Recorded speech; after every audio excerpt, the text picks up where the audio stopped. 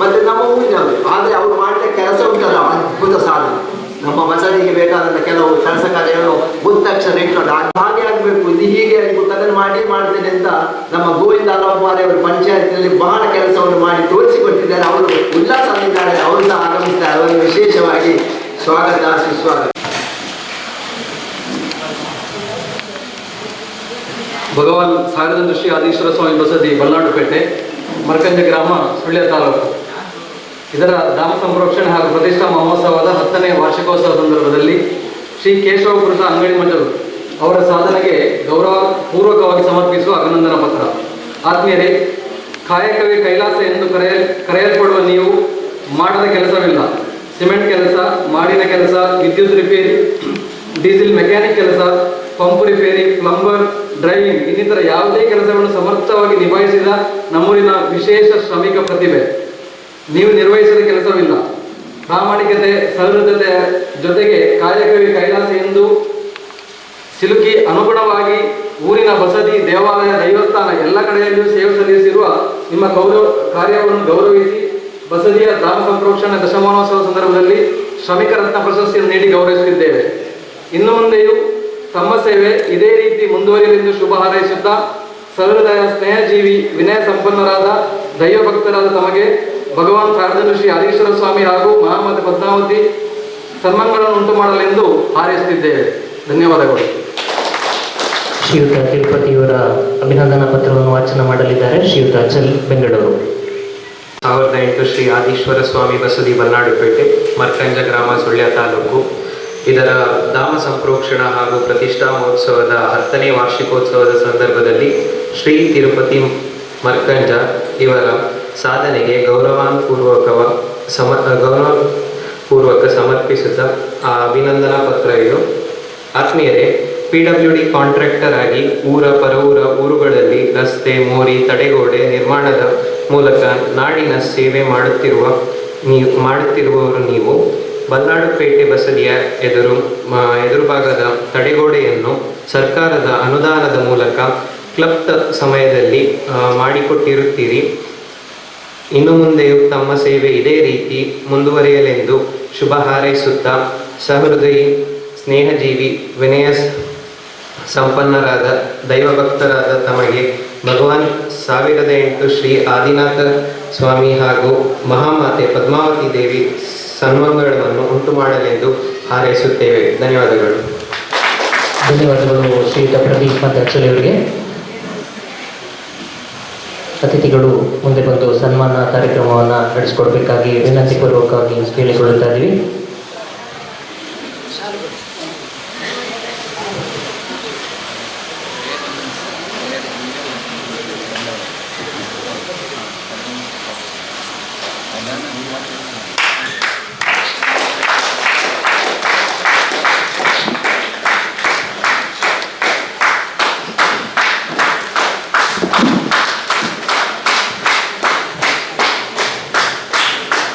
ಧನ್ಯವಾದಗಳು ಮೇಡಮ್.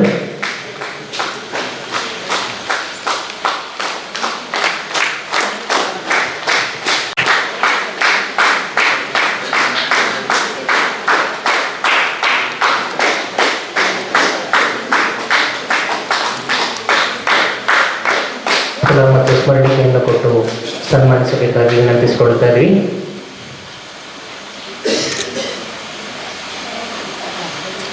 ಶ್ರೀಯುತ ತಿರುಪತಿಯವರನ್ನು ಸನ್ಮಾನಿಸಬೇಕಾಗಿ ಕೇಳಿಕೊಳ್ತಾ ಇದ್ವಿ.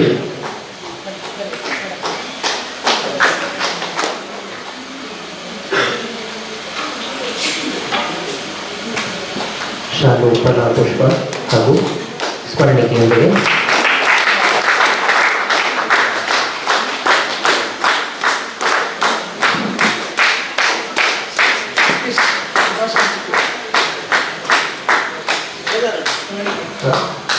ಸುಭಾಷ್ ಶೆಟ್ಟಿಯವರ ಒಂದು ಸ್ಮರಣಿಕೆಯನ್ನು ಕೊಡಬೇಕಾಗಿ ಕೇಳಿಕೊಳ್ತಾ ಇದ್ವಿ.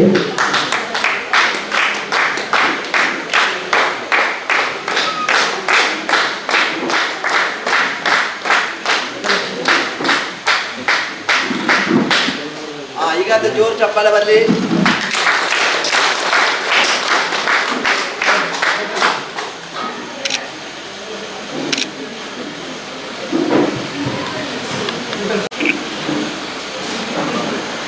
ದಯವಿಟ್ಟು ಚಪ್ಪಾಳೆ ತಟ್ಟಿ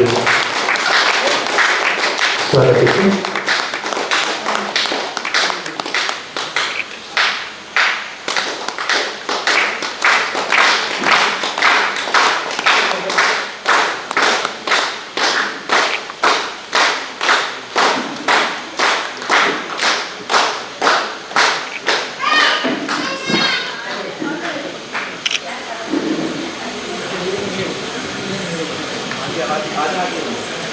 ಶ್ರೀಯುತ ಪದ್ಮ ಶೆಟ್ಟಿಯವರು ಒಂದೆರಡು ಮಾತಾಡಬೇಕಾಗಿ ಕೇಳಿಕೊಳ್ತಾ ಇದ್ವಿ. ಬೆಳೆಸಿದ ರೀತಿ ನೋಡಿದರೆ ಅಲ್ಲಿ ಒಂದು ಒಗ್ಗಟ್ಟಿನ ಗುಣ ಅಲ್ಲಿ ಕಾಣ್ತಾ ಇದೆ.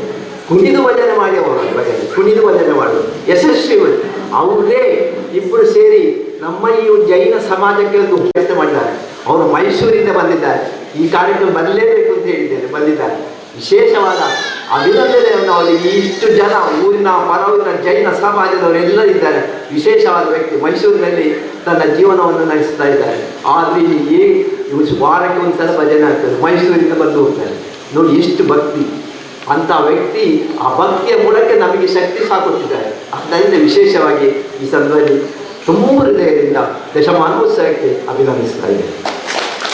ಈ ಬಸಿದಿ ಆವಡು ನಂಡ ಏತ ಪ್ರಯತ್ನ ಮಾಡ್ತೀರಿ ಇಂಚಿನ ಮಾಡ್ತೀರಿ ಏತ ಆವಡು ಮಾಡಿದ್ದು ಭಾರಿ ಪ್ರಯತ್ನ ಮಾಡ್ತೀರಿ. ಆ ಒಂದು ಕಾರಣ ಅಂತರ್ಗು ಏನು ಬತ್ತಿದ್ದೆ ಕಾರಣ ಆಂಡ ಅವು ಏನು ಮುಖ್ಯ ಬರ್ತದೆ ಮಂಡದ ಹತ್ತು ಅವು ಈ ಟೈಮ್ ಕೂಡ ಆವಡು ಮಾಡ್ಕೊಂಡು ಒಂದು ಹೆಂಗೆ ಇರ್ತದೆ ಸಮಯ ಇರ್ತದೆ. ಆ ಸಮಯ ಬರೀ ಈ ಮಾಡ್ತಿದ್ದೇವೆ ಆಂಡ ಭಾರಿ ಒಗ್ಗಟ್ಟಿನ ಮಾಡ್ತಿದ್ದೇವೆ. ಅವೇ ರೀತಿ ಎಂಕ್ಲ ಒಂದು ದೇವಸ್ಥಾನ ಆವಡಿತ್ತು ಅವನು ಎಂಚ ಒಗ್ಗಟ್ಟಿದ ಹಾಕಿದ್ರು.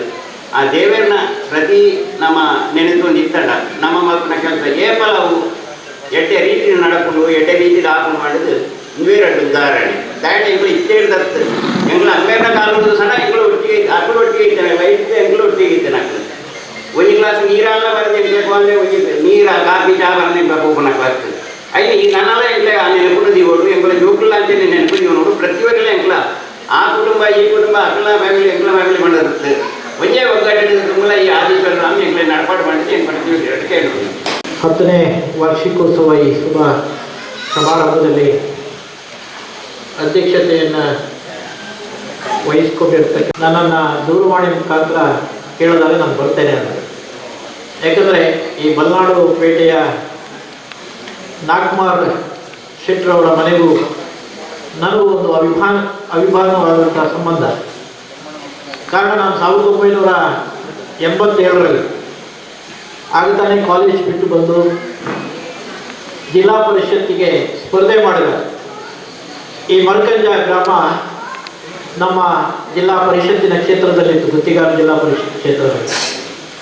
ನಾನಾಗ ಯುವಕ, ಯಾರ ಪರಿಚಯವೂ ಇಲ್ಲ. ಆ ಕಾಲಘಟ್ಟದಲ್ಲಿ ನಾನು ಮರ್ಕಂಜಕ್ಕೆ ಬಂದಾಗ ನನ್ನನ್ನು ಆಶೀರ್ವದಿಸಿ ನನಗೆ ಸಹಕಾರವನ್ನು ಮಾಡಿರತಕ್ಕಂಥವರು ನಾಗಕುಮಾರ್ ಶೆಟ್ಟಿ ಮತ್ತು ಅವರ ಕುಟುಂಬದವರು. ಹಾಗಾಗಿ ನನಗೆ ಅವರ ಕರೆಯನ್ನು ತಿರಸ್ಕಾರ ಮಾಡತಕ್ಕಂಥ ಯಾವುದೇ ಸಂದರ್ಭಗಳು ಸನ್ನಿವೇಶಗಳಿಲ್ಲ. ಇವತ್ತು ನಾನು ಬರ್ತೇನೆ ಅಂದೆ, ನಾನು ಬಂದಿದ್ದೇನೆ. ಬಹುಶಃ ವಿಪರೀತವಾದಂಥ ಮಳೆ ನಮ್ಮ ಭಾಗದಲ್ಲಿ ಗಾಳಿ ಮಳೆ ಬರ್ತಾ ಇತ್ತು. ಯಾವ ರೀತಿ ಅಂದರೆ ನಾನು ನೋಡ್ತಾ ಇದ್ದಾಗಿ ಒಂದು 25 ಕಂಬಗಳು ಕೆಳಗಡೆ ಬೀಳೋದನ್ನು ನೋಡಿಕೊಂಡೇ ಇದ್ದೆ. ಬರುವಾಗಲೂ ಯೋಚನೆ ಮಾಡಿದೆ, ದಾರಿಯಲ್ಲಿ ಇನ್ನೆಷ್ಟು ಕಡೆ ಮರದಿದೆಯೋ ಅಡ್ಡ ಇದೆಯೋ ಅಂತ ಹೇಳೋದನ್ನು ನೋಡಿಕೊಂಡಿದ್ದೆ. ಬಹುಶಃ ದೈವಾನುಗ್ರಹದಿಂದ ನಾನು ಇಲ್ಲಿಗೆ ಕ್ಲಪ್ತ ಸಮಯಕ್ಕೆ ಬಂದಿದ್ದೇನೆ. ನನಗೆ ಬಂದಾಗ ಸ್ವಲ್ಪ ಬೇಗ ಬಂದದ್ದು ಒಳ್ಳೆಯದು ಅಂತ ಇತ್ತು. ನಮ್ಮ ಮುನಿರಾಜರ ಧಾರ್ಮಿಕ ಒಂದು ಅರ್ಧ ಗಂಟೆಯ ಧಾರ್ಮಿಕ ಉಪನ್ಯಾಸವನ್ನು ಮಕ್ಕಳಿಗೆ ಮಾಡಿದ್ರು. ಹಾಗೆ ನನಗೆ ಅನ್ನಿಸ್ತು, ಒಂದು ಮಾತಿದೆ, ಮಾತಾಡುವುದೇ ಸಾಧನೆ ಆಗಬಾರ್ದು, ಸಾಧನೆ ಮಾತಾಡಬೇಕು.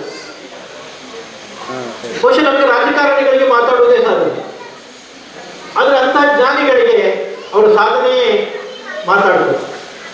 ಅವರು ಮಾತಾಡುವಾಗ ಬಹಳ ಅರ್ಥಪೂರ್ಣವಾದಂಥ ಪ್ರಶ್ನೆಗಳನ್ನು ಹಾಕ್ತಾ ಹೋದರು.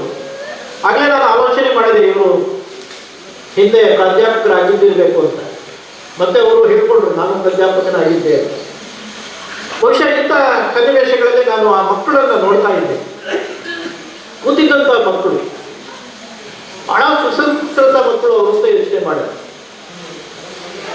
ಭಾರತದ ಭವಿಷ್ಯ ಚೆನ್ನಾಗಿದೆ ಅಂತ ನನಗೆ ಅನ್ನಿಸ್ತು ಆ ಮಕ್ಕಳನ್ನು ನೋಡಿದಾಗ. ಅದರಲ್ಲೂ ಪ್ರಾಮುಖ್ಯವಾಗಿ ಮಹಾವೀರರ ಮಗ ಒಬ್ಬ ಹುಡುಗ ಇದ್ದ. ಆತ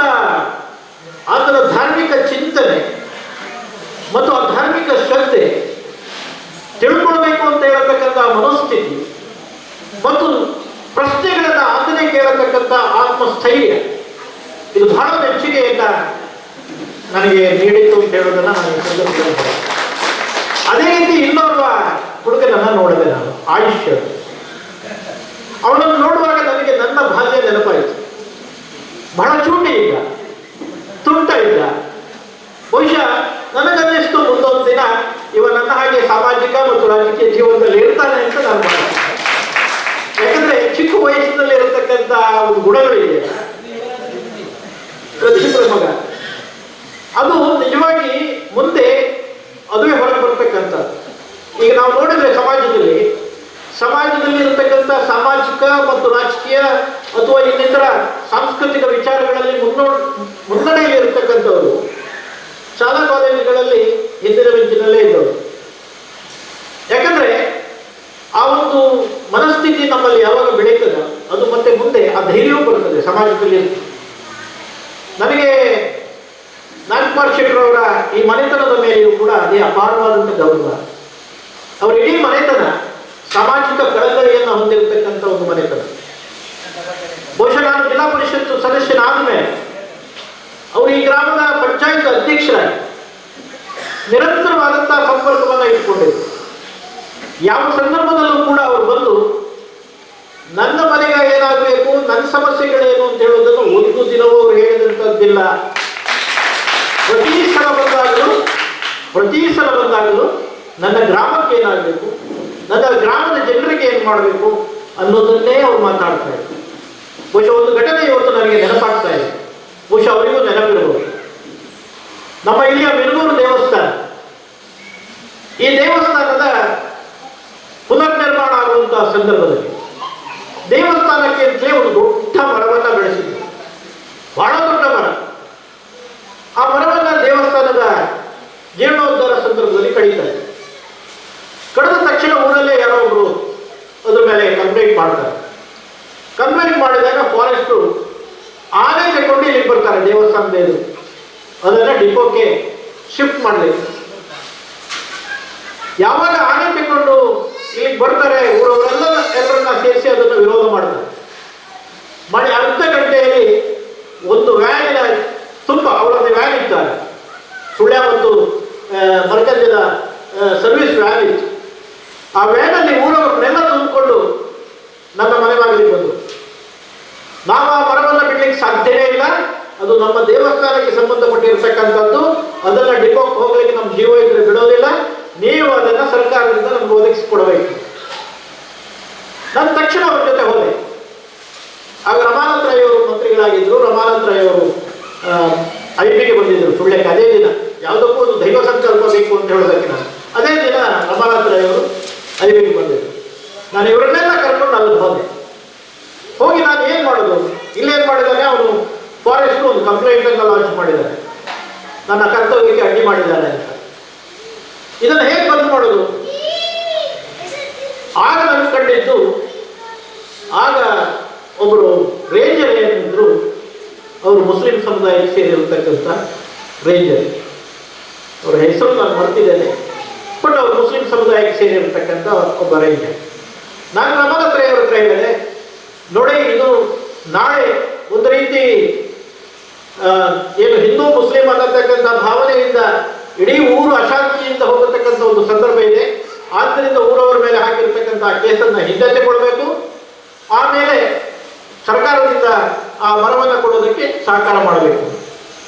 ಅದೃಷ್ಟವಶಾತ್ ಆಗ ನಮ್ಮ ರಾಜ್ಯದ ಮುಖ್ಯಮಂತ್ರಿಗಳಾಗಿ ವೀರಪ್ಪ ಮೊಯ್ಲಿಯವರು, ನಾನು ಅವರ ದೊಡ್ಡ ಶಿಷ್ಯ ಇವತ್ತಿಗೂ, ಅವರಿಗೆ ನನ್ನ ಮೇಲೆ ಅಪಾರವಾದಂಥ ಅಭಿಮಾನ ಇತ್ತು. ಹಾಗೆ ನಾನು ಬೆಂಗಳೂರಿಗೆ ಇವರನ್ನು ಕರ್ಕೊಂಡು ಹೋಗಿ ಸರ್ಕಾರದಿಂದ ಆ ಇಡೀ ಮರವನ್ನು ದೇವಸ್ಥಾನಕ್ಕೆ ಮುಫತ್ತಾಗಿ ಕೊಡಿಸಿರ್ತಕ್ಕಂಥದ್ದು ಬಹುಶಃ ಅದು ಇತಿಹಾಸ. ಆ ಒಂದೇ ಮರದಲ್ಲಿ ಇಡೀ ದೇವಸ್ಥಾನದ ಮಾಡಿದ ಕೆಲಸ ಆಗಿದೆ, ಒಂದೇ ಮರದಲ್ಲಿ. ಬಹುಶಃ ಇದನ್ನು ಯಾಕೆ ನಾನು ಉಲ್ಲೇಖ ಮಾಡ್ತೀನಿ ಅಂತ ಹೇಳಿದರೆ, ಇದು ನಾಗಕುಮಾರ್ ಶೆಟ್ಟಿ ಮತ್ತು ಅವರ ಕುಟುಂಬದ ಸಾಮಾಜಿಕ ಕಳಕಳಿಯಾಗಿತ್ತು, ದೈವ ಭಕ್ತಿಯಾಗಿತ್ತು. ಅಂಥ ಒಂದು ಮನೆತನದಕ್ಕೆ ಇವತ್ತೊಂದು ಕಾರ್ಯಕ್ರಮಕ್ಕೆ ನನ್ನನ್ನು ಕರೆದಾಗ ಬರುವುದಕ್ಕೂ ಕೂಡ ನಾನು ಬಹಳ ಗೌರವದಿಂದ ಬಂದೆ. ಪ್ರಭಾಕರನ್ನ ನಾನು ಇವತ್ತು ಮುಖತ ಕಂಡೆ, ಆದರೆ ದಿನ ನೋಡ್ತಾ ಇರ್ತೇನೆ ಅವ್ರನ್ನ. ಇವತ್ತು ಅವ್ರನ್ನ ಮುಖಕ ಭೇಟಿಯಾದೆ, ಅಂದರೆ ದಿನ ನೋಡ್ತಾ ಇರ್ತೀನಿ ಅಂತ ಮಾತ್ರ. ಫೇಸ್ಬುಕ್ಕಲ್ಲಿ ತಮ್ಮ ಸಂವಾದಗಳು, ತಮ್ಮ ಭಾಷಣಗಳು, ಇದನ್ನು ನಿರಂತರವಾಗಿ ನೋಡುವ ಒಬ್ಬ ಅಭಿಮಾನಿಯಲ್ಲಿ ನಾನು ಒಬ್ಬ. ಬಹಳ ಅದ್ಭುತವಾಗಿ ಭಾಷಣವನ್ನು ಮಾಡ್ತಾರೆ, ಬಹಳ ಚೆನ್ನಾಗಿ ಪ್ರೆಸೆಂಟ್ ಮಾಡ್ತಾರೆ. ಬಹುಶಃ ನನಗೆ ಅನ್ನಿಸ್ತು ಇಂಥ ಒಂದು ಮಾತುಗಾರರು ಮತ್ತು ಅದನ್ನು ಜನರಿಗೆ ತಲುಪಿಸ್ತಕ್ಕಂಥವ್ರು ಇವತ್ತೊಂದು ಕಾಲೇಜಿನ ಪ್ರಿನ್ಸಿಪಾಲ್ ಅಂತ ಹೇಳಿದರೆ ಆ ಕಾಲೇಜಿನ ವಿದ್ಯಾರ್ಥಿಗಳು ಭಾಗ್ಯವಂತರು ಅಂತ ಹೇಳೋದನ್ನು ನಾನು ಈ ಸಂದರ್ಭದಲ್ಲಿ ಹೇಳಬೇಕಾಗ್ತದೆ. ಬಹುಶಃ ನಮ್ಮ ಶಾಸಕಿಯವರು ಕೂಡ ಇವತ್ತು ನನಗೆ ಬಹಳ ಸಂತೋಷ ಆಗ್ತಾ ಇದೆ ಅವ್ರ ಜೊತೆ ಕೂಡಬೇಕು. ನಾನು ಇಲ್ಲಿ 2ನೇ ಬಾರಿ ಅವರ ಜೊತೆ ಕೂತ್ಕೊಳ್ತಾ ಇರೋದು ಸಮಾರಂಭದಲ್ಲಿ. ನಾನು ಫಸ್ಟು ಎಲಿಮಲೆಯ ಶಾಲೆಯ ಒಂದು ಸನ್ನಿವೇಶದಲ್ಲಿ ಕೂತಿದ್ದೆ. ರಾಜಕೀಯ ವಿಭಿನ್ನತೆ ಇರಬಹುದು ಅಥವಾ ಸಿದ್ಧಾಂತಗಳಲ್ಲಿ ನಮ್ಮಲ್ಲಿ ವ್ಯತ್ಯಾಸಗಳಿರ್ಬೋದು, ಆದರೆ ವ್ಯಕ್ತಿಗತವಾಗಿರತಕ್ಕಂಥ ಒಳ್ಳೆಯ ಗುಣಗಳನ್ನ ನಾವು ಯಾವತ್ತೂ ಕೂಡ ಪ್ರಶಂಸೆ ಮಾಡೋದರಲ್ಲಿ ರಾಜಕೀಯವನ್ನು ತರತಕ್ಕಂಥವರು ನಾನಲ್ಲ. ಬಹುಶಃ ಆ ಶಾಲೆಯ ಶತಮಾನೋತ್ಸವದಲ್ಲಿ ನಾನು ಬಹಿರಂಗವಾಗಿ ಹೇಳಿದೆ, ನಾನು ಕಂಡ ಅತ್ಯಂತ ಒಬ್ಬ ಪ್ರಬಲ ಶಾಸಕಿಯವರು ಅಂತ ಹೇಳೋದನ್ನು ನಾನು ಅಲ್ಲಿ ಬಹಿರಂಗವಾಗಿ ಹೇಳಿದೆ. ಬಹುಶಃ ಇವತ್ತು ಹೇಳ್ತೇನೆ, ಅವರಿಂದ ಈ ನಾಡಿನ ಸಮಗ್ರ ಅಭಿವೃದ್ಧಿಯನ್ನು ನಾವು ನಿರೀಕ್ಷೆ ಮಾಡ್ತಾ ಇದ್ದೇವೆ. ಅವರಿಗೆ ಆ ಸಾಮರ್ಥ್ಯ ಇದೆ. ಯಾಕಂದರೆ ಅವರು ಏಕಾಏಕಿಯಾಗಿ ಇವತ್ತು ಶಾಸಕಿ ಆಗಲಿಲ್ಲ. ಅವರು ಪಂಚಾಯತ್ ಮಟ್ಟದಿಂದ ಜಿಲ್ಲಾ ಪಂಚಾಯಿತಿಯ ಸದಸ್ಯೆಯಾಗಿ ಕೂಡ ಅತ್ಯುತ್ತಮವಾದ ಸಾಧನೆಯನ್ನು ಮಾಡಿ ಇಂದು ಶಾಸನ ಸಭೆಯನ್ನು ಪ್ರವೇಶ ಮಾಡಿದ್ದಾರೆ. ಅವರಿಗೆಲ್ಲ ಅನುಭವಗಳಿದೆ. ಅವರ ಒಂದು ನೇತೃತ್ವದಲ್ಲಿ, ಶಾಸಕತ್ವದಲ್ಲಿ ಈ ಒಂದು ಊರಿನ ಸಮಗ್ರ ಅಭಿವೃದ್ಧಿ ಆಗಲಿ ಅಂತೇಳಿ ಆಶಿಸ್ತಾ ನನ್ನನ್ನು ಇಲ್ಲಿಗೆ ಕರೆಸಿ 4 ಮಾತುಗಳನ್ನು ಆಡೋದಕ್ಕೆ ಅವಕಾಶವನ್ನು ಕಲ್ಪಿಸಿಕೊಟ್ಟಂಥ ಎಲ್ಲ ಸಂಘಟಕರಿಗೆ, ಬಹುಶಃ ಇವತ್ತಿನ ಕಾಲಘಟ್ಟಕ್ಕೆ ಜೈನ ಧರ್ಮದ ಆ ಸಂಪ್ರದಾಯಗಳು ಮತ್ತು ಸಿದ್ಧಾಂತಗಳು ಈ ದೇಶಕ್ಕೆ ಅತೀ ಅವಶ್ಯ ಅಂತ ಹೇಳೋದನ್ನು ನಾನು ಈ ಸಂದರ್ಭದಲ್ಲಿ ಹೇಳ್ತೇನೆ. ಯಾಕಂದರೆ ಇತರರಿಗೆ ಹಿಂಸೆ ಮಾಡಲು, ಎಲ್ಲವನ್ನ ಸಹಿಸಿಕೊಂಡು ಸಮಾಜದಲ್ಲಿ ಎಲ್ಲರಿಗೆ ಒಂದು ಒಳ್ಳೆಯದಾಗಬೇಕು ಅಂತ ಹೇಳ್ತಕ್ಕಂಥ ಪ್ರಾರ್ಥನೆಯನ್ನು ಮಾಡತಕ್ಕಂಥ ಜೈನ ಧರ್ಮಕ್ಕೆ ವಿಶೇಷವಾದಂಥ ಗೌರವವನ್ನು ಸಲ್ಲಿಸ್ತೇನೆ. ಬಹುಶಃ ಈ ಮಾತನ್ನು ನಾನು ಹೇಳುವಾಗ ಇನ್ನೂ ಒಂದು ಸಂತೋಷ ಆಯಿತು ನನಗೆ. ಆಗಮಿಸ್ತಾ ಇದ್ದಾರೆ, ಅವರ ಪಾದಸ್ಪರ್ಶ ಆಗಿದೆ. ಬಹುಶಃ ಅವರನ್ನ ವಿಶೇಷವಾಗಿ ಸ್ವಾಗತಿಸ್ತಾ ನನಗೆ ಅವಕಾಶ ಕಲ್ಪಿಸಿದ ತಮಗೆಲ್ಲರಿಗೂ ವಂದಿಸಿ ನನ್ನ ಮಾತನ್ನು ಕೊನೆಗೊಳಿಸ್ತೇನೆ. ಸ್ವಾಮೀಜಿಗಳನ್ನ ಭಕ್ತಿಪೂರ್ವಕವಾಗಿ ಸ್ವಾಗತಿಸ್ತಾ ಇದ್ದೀವಿ.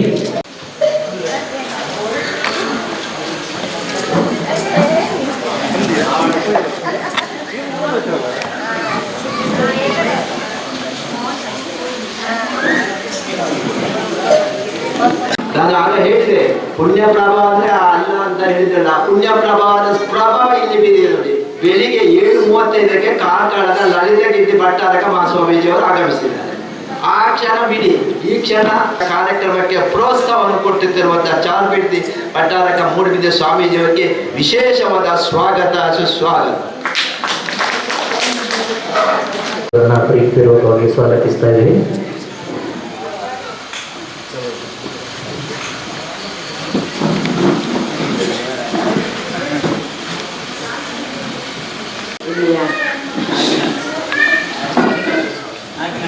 ಆದಿನಾಥ ಸ್ವಾಮಿ ಹಾಗೂ ನಮ್ಮ ದೇವಿಗೆ ವಂದಿಸಿಕೊಳ್ತಾ, ಪರಿವಾರದ ಎಲ್ಲ ದೇವದೇವರಿಗೆ ವಂದಿಸಿಕೊಳ್ತಾ, ಇವತ್ತು ಭಗವಾನ್ 108ನೇ ಆದೀಶ್ವರ ಸ್ವಾಮಿ ಬಸದಿ ಬಲ್ನಾಡುಪೇಟೆ ಇದರ 10ನೇ ವರ್ಷದ ವಾರ್ಷಿಕೋತ್ಸವ ಕಾರ್ಯಕ್ರಮದ ಶುಭ ಸಂದರ್ಭದಲ್ಲಿ ನಾವೆಲ್ಲ ಇದ್ದೇವೆ. ಈ ಕಾರ್ಯಕ್ರಮದ ಸಭಾಧ್ಯಕ್ಷತೆಯನ್ನು ವಹಿಸಿಕೊಂಡಿರುವಂಥ ಡಾಕ್ಟರ್ ಪ್ರಭಾತ್ ಬಲ್ನಾಡ್ ಅವರೇ, ನಮ್ಮೊಂದಿಗೆ ಸ್ವಾಮೀಜಿಯವರು ಬಂದು ಆಸೀನರಾಗಿದ್ದಾರೆ. ಅವರ ಪಾದಾರಂಗಕ್ಕೆ ವಂದಿಸಿಕೊಳ್ತಾ, ಈ ಕಾರ್ಯಕ್ರಮದ ಅತಿಥಿಗಳಾಗಿರುವಂಥ ಪ್ರಧಾನ ಉಪನ್ಯಾಸ ಮಾಡಲಿಕ್ಕಿರುವಂಥ ಮುನಿರಾಜರವರೇ, ಈಗಾಗಲೇ ನಮ್ಮೆಲ್ಲರನ್ನು ಉದ್ದೇಶಿಸಿ ಮಾತನಾಡಿದ ಮಾತಿನ ಮಲ್ಲ ಅಂತ ಹೆಸರಿರುವಂಥ ನಮ್ಮೆಲ್ಲ ಹಿರಿಯಣ್ಣ ಭರತ್ ಮುಂಡೋಡಿಯವರೇ, ಹಾಗೂ ನಮ್ಮ ಇವತ್ತಿನ ಸನ್ಮಾನವನ್ನು ಪಡ್ಕೊಂಡಿರುವಂಥ ಇಬ್ಬರಿದ್ದಾರೆ, ತಿರುಪತಿ ಇವರು ಮತ್ತು ಕೇಶವರವರೇ, ಹಾಗೂ ವೇದಿಕೆಯಲ್ಲಿ ಆಸೀನರಾಗಿರುವಂಥ ಎಲ್ಲ ಗೌರವಾನ್ವಿತರೆ, ವೇದಿಕೆ ಮುಂಭಾಗದಲ್ಲಿ ಆಸೀನರಾಗಿರುವಂಥ ನಮ್ಮೆಲ್ಲ ಹಿರಿಯ ನಾಯಕ ಹರೀಶ್ ಪೆಂಕಿಯವರಿದ್ದಾರೆ, ಮಾನ್ಯ ಜಿಲ್ಲಾ ಪಂಚಾಯತರು ಹಾಗೂ ಈ ಗ್ರಾಮ ಪಂಚಾಯತಿನ ಅಧ್ಯಕ್ಷರೇ ಹಾಗೂ ಸೇರಿರುವಂಥ ಎಲ್ಲ ಹಿರಿಯರೇ, ಮಾತೆಯರು. ಏನು ಮಾತಾಡಬೇಕಂತ ಗೊತ್ತಾಗ ನಾನು ಹೇಳಿದೆ, ಬರುತ್ತೆ ನಾನು ಏನು ಮಾತಾಡೋದು, ನಾನಿದು ಫಸ್ಟ್ ಬರೋದಿಲ್ಲ ಅಂತೇಳಿ. ನಾನು ಇಷ್ಟು ಸಮಯ ಎಲ್ಲ ದೇವಸ್ಥಾನಗಳಿಗೆ ಹೋಗಿದ್ದೇನೆ. ನಾನು ಜಿಲ್ಲಾ ಪಂಚಾಯತ್ ಸದಸ್ಯ ಆಗಿದ್ದೆ, ತಾಲೂಕು ಪಂಚಾಯತ್ ಸದಸ್ಯ ಆಗಿದ್ದೆ, ಆದರೆ ಇಲ್ಲಿಗೆ ಮಾತ್ರ ಬಂದಿದ್ದೇನೆ. ಶಾಸಕಿಯಾಗಿ ಕೂಡ ಫಸ್ಟಿಗೆ ಬರಲಿಲ್ಲ ಇಲ್ಲಿಗೆ, ಇದು ಪ್ರಥಮವಾಗಿ ಬರ್ತಿದ್ದೇನೆ. ಒಂದು ಖುಷಿ ಆಗ್ತಿದೆ, ಒಂದು ರೀತಿಯ ವಿಶೇಷವಾದ ಒಂದು ಸನ್ನಿವೇಶದಲ್ಲಿ. ಇವತ್ತು ಮಳೆ ಗಾಳಿ ಇದ್ರೂ ಕೂಡ ನಮ್ಮ ಎಲ್ ಡಿ ಬ್ಯಾಂಕಿನ ಡೈರೆಕ್ಟರ್ ಇದ್ದಾರೆ ಇಲ್ಲಿ, ನಮ್ಮ ವರ್ಮರು ಮಹಾವೀರ್ ವರ್ಮ. ಅವರು ಫೋನಲ್ಲಿ ಹೇಳಿದ್ರಿ ಒಂದು ಕಾರ್ಯಕ್ರಮ ನಮ್ದಿದೆ ಬರಬೇಕು ಅಂತ. ಏನು ಕಾರ್ಯಕ್ರಮ ಅಂತ ಗೊತ್ತಿಲ್ಲ, ಆದರೂ ವಸತಿಯಲ್ಲಿ ಕಾರ್ಯಕ್ರಮ ಇದೆ ಬರಬೇಕು ಅಂತ ಹೇಳಿದ್ರೆ ಹಾಗೆ ಒಪ್ಪಿಕೊಂಡಿದ್ದೆ. ಇವತ್ತು ಬೆಂಗಳೂರಲ್ಲಿ ಮೀಟಿಂಗ್ ಇತ್ತು, ನಾನು ಅದನ್ನು ಕ್ಯಾನ್ಸಲ್ ಮಾಡಿ ಅವರೊಂದು ಅಷ್ಟು ಆತ್ಮೀಯವಾಗಿ ಇರುವಾಗ ನಾನು ಈ ಕಾರ್ಯಕ್ರಮಕ್ಕೋಸ್ಕರ ಬಂದಿದ್ದೇನೆ. ಮಳೆ ಬಂತು ಜೋರು, ಮತ್ತು ಪ್ಯಾರಿಶನೊಟ್ಟಿಗೆ ಹೇಳಿದೆ ಬರೋದು ಆ ಬೇಡ, ಜೋರು ಮಳೆ ಬಂದಿದೆ, ಗಾಳಿ ಮಳೆ ಬಂದಿದೆ, ನನಗೆ ಏನು ಮಾಡೋದು ಬನ್ನಿ ತೊಂದರೆ ಇಲ್ಲ, 7 ಗಂಟೆ ಆಗೋಗಿ ಬಂದರೆ ಸಾಕು ಅಂತೇಳಿ ಖುಷಿಯಾಗಿ. ಇವತ್ತು 10 ವರ್ಷ ಆಗಿದೆ ಅಂತ ಹೇಳುವಾಗ ಒಂದಷ್ಟು ಅಭಿವೃದ್ಧಿಯೆಲ್ಲ ಆಗಿದೆ. ಸಂಖ್ಯೆ ಕಡಿಮೆ ಇರ್ಬೋದು, ಆದರೆ ಶಕ್ತಿ ದೊಡ್ಡದು ಅಂತ ಇಲ್ಲಿ ಕಾಣ್ತದೆ. ಅಂದರೆ ಈ ದೇವಸ್ಥಾನದ ಬಗ್ಗೆ ನಾನೇನು ಹೆಚ್ಚು ಹೇಳಬೇಕಾಗಿಲ್ಲ. ನಾವು ನಮ್ಮ ಪೂರ್ವಜರು ಒಂದು ಕಾಲದಲ್ಲಿ ಜೈನ ಕುಟುಂಬದ ಒಂದು ಅದಕ್ಕೆ ಸಂಬಂಧಪಟ್ಟಂಥ ಮೂಲ ವಾಸಿಗಳು ಅಂತ ತಿಳ್ಕೊಂಡಿದ್ದೇವೆ. ಎಲ್ಲಿ ಹೋದ್ರು ನಾವು ಅಷ್ಟಮಂಗಲ ಪ್ರಶ್ನೆ ಇಟ್ಟರೆ ಜೈನರಸರು, ಎಲ್ಲಿ ನಾವು ನಮ್ಮ ಜಾಗ ಪ್ರಶ್ನೆ ಎಲ್ಲ ಇಟ್ಟಾಗ ಇದು ಜೈನರಿಗೆ ಸೇರಿದ್ದು, ಅದಕ್ಕೆ ಏನಾದರೂ ಒಂದು ನೀವು ಅವರಿಗೆ ಒಂದು ಪ್ರಸಾದ ಅಥವಾ ಅಲ್ಲಿಗೆ ಒಂದು ಕಾಣಿಕೆ ಇಡಬೇಕು ಅಂತ ಹೇಳ್ತಾರೆ. ಆಗ ನಮಗೆ ಖುಷಿ. ನಮ್ಮ ಅಪ್ಪ ಯಾವಾಗಲೂ ಇರ್ತಿದ್ರು, ನಾವೇನಾದ್ರು ತರಕಾರಿ ಮಾಡುವಾಗ ಕಟ್ ಮಾಡುವಾಗ ನೀನು ಇಷ್ಟು ಸಣ್ಣಗೆ ಮಾಡಿದ್ರು. ಅವರು ಜೈನ ಸಮುದಾಯದ ಕುಟುಂಬದಲ್ಲಿ ಒಂದು ಕೆಲಸಕ್ಕೆ ಇದ್ರು ಮೊದಲು. ಹಾಗೆ ಅವರಿಗೆ ಅಲ್ಲಿ ಒಂದು ರೀತಿಯ ಹೂಳುಗಳು, ಇಷ್ಟು ದೊಡ್ಡ ಹೂಳು, ಕುಂಬಳಕಾಯಿ ಇರ್ಬೋದು, ಸೌತೆಕಾಯಿ ಇರ್ಬೋದು, ಯಾವುದಿದ್ರು ಅದು ಇಷ್ಟು ದೊಡ್ಡದಿರಬೇಕು. ನಾವು ಸಣ್ಣಗೆ ಬೇಗ ಬೇಯಲು ಸಣ್ಣಗೆ ಎಂತ ಇದು ನೀವು ಜೈನರ ಊಟ ಮಾಡಬೇಕು, ಅದು ಇಷ್ಟು ದೊಡ್ಡದು, ನೀ ಇಷ್ಟು ಸಣ್ಣಕ್ಕೆ ಇರ್ತಾರೆ ಕಟ್ ಮಾಡೋದು ಅಂತ ನಮಗೆ ಬೈತಿದ್ರು. ಹಾಗೆ ನಾವು ಯೋಚನೆ ಮಾಡಿದ್ವಿ ಇವ್ರು ಏನು ಮಾತಾಡ್ತಾರೆ. ನಾನಂತರ ನಾವು ಹೀಗೆ ಊಟಕ್ಕೆಲ್ಲ ಹೋಗುವಾಗ ನೋಡಿದೆ, ಹೌದು ಯಾಕೆ ಅದು ಅವರಿಗೆ ಪೀಸ್ ದೊಡ್ಡದಿರ್ಬೇಕು, ಕೈಗೆ ಸಿಗುವಾಗಿರ್ಬೇಕು. ಮತ್ತು ಒಂದು ವಿಶೇಷತೆ ಏನಂದರೆ ಸ್ವಾಮೀಜಿಯರು ಹೋಗುವಾಗ ಅವರ ಮುಂದೆ ಒಂದು ಜನ ನೆಲವನ್ನು ಗುಡಿಸ್ತಾ ಹೋಗ್ತಾರೆ. ಸ್ವಾಮೀಜಿ ಹೋಗುವಾಗ ನಮ್ಮ ಅಪ್ಪ ಹೇಳಿದ ಕಥೆ ಇದೆ. ಯಾಕೆ ಅಂತ ಕೇಳಿದೆ ಅಂದರೆ ಅಹಿಂಸಾತ್ಮಕ ಅವರು, ಸತ್ಯ ಧರ್ಮ ಮತ್ತು ಅಹಿಂಸೆಯನ್ನು ಪಾಲಿಸುವವರು, ಹಿಂಸೆ ಮಾಡಬಾರ್ದು. ಯಾವುದೇ ಒಂದು ಇವತ್ತು ಸಣ್ಣ ಇರುವೆ ಕೂಡ ಅವರ ಪಾದ ಸ್ಪರ್ಶದಿಂದ ಅದು ಸಾಯಬಾರ್ದು, ಅದು ಮರಣ ಹೊಂದಬಾರ್ದು. ಅದಕ್ಕೆ ಮೊದಲು ಹೋಗುವವರು ಅದನ್ನು ಗುಡಿಸ್ತಾ ಹೋಗ್ತಾರೆ, ಇಂದಿನಿಂದ ಸ್ವಾಮೀಜಿ ಹೋಗ್ತಾರೆ. ಅಂದರೆ ನಾವು ಬೌದ್ಧ ಧರ್ಮದಲ್ಲಿ ನಾವು ಬುದ್ಧನನ್ನು ನೋಡ್ತಿದ್ದೇವೆ, ಹಿಂಸೆಯನ್ನು ಅವರು ಸಹಿಸುವವರಲ್ಲ, ಅದಕ್ಕೋಸ್ಕರ ತ್ಯಾಗ ಮಾಡಿ ಎಲ್ಲವನ್ನು ತ್ಯಾಗ ಮಾಡಿ ಅವರು ಇವತ್ತು ನಾವು ಬೆತ್ತಲೆ ಸ್ವಾಮೀಜಿ ಅಂತ ಕರೆಯುವಂಥ ಒಂದು ಸಂದರ್ಭದಲ್ಲಿ ಎಲ್ಲವನ್ನೂ ಬಿಟ್ಟು ನಿಸ್ವಾರ್ಥ ಸೇವೆಯನ್ನು ಮಾಡಲಿಕ್ಕೆ ಅವರು ಸೇವೆ ಮಾಡುವಂಥದ್ದು. ನಾವು ಯಾವುದೇ ಮಂಗಳ ಎಲ್ಲ ಭಜನಾ ನಂತರ ಲಾಸ್ಟಿಗೆ ನಾವು ಹೇಳ್ತೇವೆ ಬೆತ್ತಲೆ ನಿಂತಿಗೆ ಬೌದ್ಧನಿಗೆ ಅಂತ ಒಂದು ಪ್ರಾರ್ಥನೆ ಮಾಡ್ತೀವಿ. ಅಂದರೆ ಎಲ್ಲವನ್ನು ತ್ಯಜಿಸಿದಂಥರು. ಆ ರೀತಿಯ ಸ್ವಾರ್ಥ ನಿಸ್ವಾರ್ಥ ಸೇವೆಯನ್ನು ನಾವು ಮಾಡಬೇಕು ಅಂತ ನನಗೊಂದು ಬೋಧನೆ ಕಲಿಸಿದಂಥದ್ದು. ಅಂಥ ಒಂದು ಕ್ಷೇತ್ರಕ್ಕೆ ನನಗೆ ಬಂದು ಮಾತನಾಡಲಿಕ್ಕೆ ಅವಕಾಶ ಮಾಡ್ತಿದ್ದೀನಿ. ಅದನ್ನೆಲ್ಲ ತಿಳ್ಕೊಂಡಿರುವಾಗ ಒಂದಷ್ಟು ಇವತ್ತು ಈ ಕಾರ್ಯಕ್ರಮದಲ್ಲಿ ಬಂದೇನೆ. ತುಂಬ ಖುಷಿಯಾಗಿ ನನಗೆ ಮಾತನಾಡಲಿಕ್ಕಷ್ಟು ನಾನು ಅದರ ಪ್ರಿಪೇರ್ ಕೂಡ ಮಾಡಲಿಲ್ಲ, ಅದರ ಬಗ್ಗೆ ತಿಳ್ಕೊಳ್ಳಿಲ್ಲ. ಆದರೆ ಇವತ್ತು 10 ವರ್ಷ ಆಗಿ ಒಂದು ಕಾರ್ಯಕ್ರಮ ಮಾಡ್ತಿದ್ದೇವೆ. ಇವತ್ತು ಒಳ್ಳೆಯ ಕಾರ್ಯಕ್ರಮ, ಒಳ್ಳೆಯ ಮಳೆ ಕೂಡ ಬಂದಿದೆ. ಅಂದರೆ ಇನ್ನು ಮುಂದೆ ಸಮೃದ್ಧಿಯಾಗಿ ಈ ಸಂಸ್ಥೆ ಬೆಳೆಯುತ್ತಿದೆ, ದೇವರ ಬೆಳೆಯುತ್ತಿದೆ. ಈ ಪರಿಸರದ ಜನಗಳಿಗೆ ಕೂಡ ಅಷ್ಟು ಸಮೃದ್ಧಿಯಾಗಿ ಸುಖ ಶಾಂತಿ ನೆಮ್ಮದಿಯಿಂದ ಬದುಕುವಂಥ ಒಂದು ಸೂಚನೆಯನ್ನು ಕೂಡ ದೇವರು ತೋರಿಸಿಕೊಟ್ಟಿದ್ದಾರೆ. ಇಲ್ಲಿ ಪದ್ಮಾವತಿ ವಿಶೇಷವಾದ ದೇವಿ, ಅವರ ಅರ್ಚನೆ ಮಾಡಿದರೆ ಅಲ್ಲಿ ವಿಶೇಷ. ನಾನು ಸವಣೂರಿನಲ್ಲಿ ಬಸದಿಗೆ ಹೋಗಿದ್ದೇನೆ, ಅಲ್ಲಿ ಪ್ರಾರ್ಥನೆ ಮಾಡಿ ಆಗುವ ಅಲ್ಲಿ ಒಂದು ವಿಶೇಷತೆ ಇರ್ತದೆ. ಅಲ್ಲಿ ಪ್ರಾರ್ಥನೆ ಮಾಡಿ ಆದ ನಂತರ ಒಂದು ಪುಷ್ಪ ಬೀಳ್ತದೆ, ಅದರಷ್ಟಕ್ಕೆ ಬೀಳುವಂಥದ್ದು, ಅದು ಆಗ ಎಲ್ಲರಿಗೂ ತೃಪ್ತಿಯಾಗುವಂಥದ್ದು, ಅದೊಂದು ವಿಶೇಷ. ಅದೇ ರೀತಿ ಇಲ್ಲಿ ಕೂಡ ಇರ್ಬೋದು ಅಂತ. ಆ ರೀತಿ ಧರ್ಮಸ್ಥಳಕ್ಕಂತ ನಾವು ಹೋಗ್ತಾ ಇರುವವರು ಎಲ್ಲರೂ ಅಲ್ಲಿ ಧರ್ಮಸ್ಥಳದಲ್ಲಿ ನೋಡಿದ್ರೆ ಅಲ್ಲಿ ಮಂಜುನಾಥರನ್ನು ಪೂಜೆ ಮಾಡಿದರು, ಅಲ್ಲಿ ಬಾಹುಬಲಿಯ ದೊಡ್ಡ ಒಂದು ಪ್ರತಿಮೆಯನ್ನು ಮಾಡಿ ಎಲ್ಲರೂ ಅಲ್ಲಿ ಒಮ್ಮೆ ದರ್ಶನ ಮಾಡಿ ಬರುವಂಥದ್ದು, ಮಸ್ತಕಾಭಿಷೇಕ ಇರ್ಬೋದು, ಇದೆಲ್ಲ ನೋಡಿದವರು. ಆ ನಿಟ್ಟಿನಲ್ಲಿ ಇಲ್ಲಿ ಕೂಡ ಅದೇ ರೀತಿಯ ಒಂದು ವಿಜೃಂಭಣೆ ಕಾರ್ಯಕ್ರಮ ಮುಂದಿನ ದಿನಗಳಲ್ಲಿ ಆಗಲಿ. ಆ ನಿಟ್ಟಿನಲ್ಲಿ ಇವತ್ತು 10ನೇ ವರ್ಷ, ಇನ್ನು 25ನೇ ವರ್ಷಕ್ಕಾಗುವಾಗ ಆ ರೀತಿ ಒಂದು ಒಳ್ಳೆಯ ಕಾರ್ಯಕ್ರಮ ಆಗುವಾಗೆ ಆಗಲಿ ಅಂತ ಆಶಿಸ್ಕೊಳ್ತಾ, ಈ ಸಂದರ್ಭ ನನಗೆ ಒಂದು ಅವಕಾಶ ಮಾಡಿಕೊಟ್ಟಿದ್ದೀರಿ. ಒಳ್ಳೆ ಕೆಲಸ ಮಾಡಲಿಕ್ಕೂ ಕೂಡ ಆ ದೇವ ಅನುಗ್ರಹ ಮಾಡಲಿ, ನಿಮ್ಮೆಲ್ಲರ ಆಶೀರ್ವಾದ ಇರಲಿ. ಒಳ್ಳೊಳ್ಳೆ ಕೆಲಸ ಮಾಡಬೇಕಿದ್ರು ಕೂಡ ಎಲ್ಲದಕ್ಕೂ ಒಂದು ಯೋಗಾನುಯೋಗ ಬೇಕು. ನನಗೇನ ಇವತ್ತೊಂದು ಯೋಗ ನಿಮ್ಮೊಟ್ಟಿಗೆ ಸೇರಿಕೊಳ್ಳುವ ಯೋಗ ಬಂದಿದೆ. ಯಾರ ಪೂರ್ವಜರು ಮಾಡಿದ ಪುಣ್ಯದ ಫಲವಾಗಿ ನನಗೆ ಈ ಸ್ಥಾನ ಸಿಕ್ಕಿದೆ. ಅದಕ್ಕೆ ನೀವು ಕಾರಣಕರ್ತರು, ನಿಮ್ಮ ಆಶೀರ್ವಾದಗಳು ಸಿಕ್ಕಿದೆ. ಅದನ್ನು ಉಳಿಸಿ ಬೆಳೆಸುವಂತ ಜವಾಬ್ದಾರಿ ಕೂಡ ನಿಮಗಿರುವಂಥದ್ದು. ನಿಮ್ಮೆಲ್ಲ ಆಶೀರ್ವಾದದಿಂದ ಈ ಸಮಾಜದಲ್ಲಿ ಒಳ್ಳೆಯ ಕೆಲಸ ಮನೆಗೆ ಬರುತ್ತನ್ನ ಹೇಳಿದಾಗೆ ಅವರು ಕೂಡ ಒಟ್ಟಿಗೆ ಇದ್ದಾರೆ. ಈ ಸಲ ಅಂತೂ 5 ವರ್ಷ ಗೊತ್ತಿಲ್ಲ, ಅನುದಾನ ಬರಲಿಲ್ಲ. ನನಗೆ ಸಹಕಾರ ಕೊಟ್ಟು ಸ್ವಲ್ಪ ಅನುದಾನವನ್ನು ಬರೆಸಲಿಕ್ಕೆ ಸ್ವಲ್ಪ ಶಕ್ತಿ ಕೊಡಬೇಕು ಅಂತ ನಿಮ್ಮ ಎಲ್ಲ ಅದು ನೀವೇನು ಭಾಗ್ಯ ಅದರ ಒಂದು ಜವಾಬ್ದಾರಿ ತಗೊಂಡಿದ್ದೀರಿ.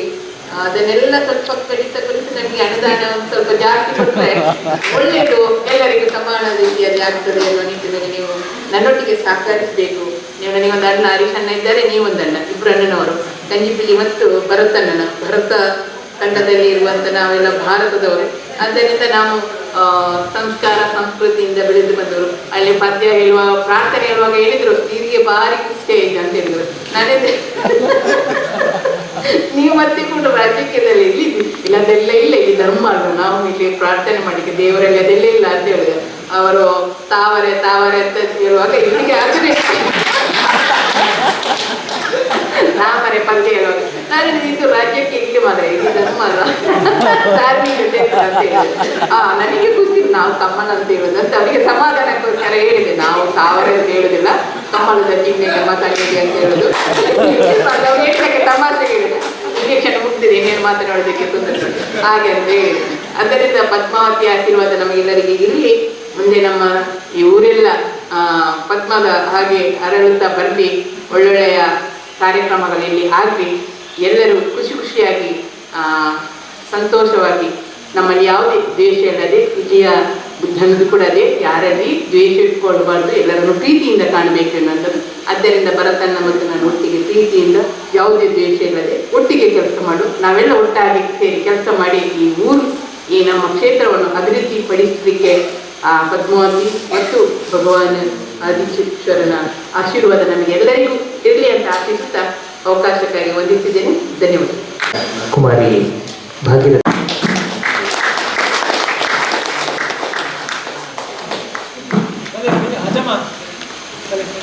ಮಲ್ಲಮ್ಮ ಅವರು ಮುಂದೆ ಬರಬೇಕು.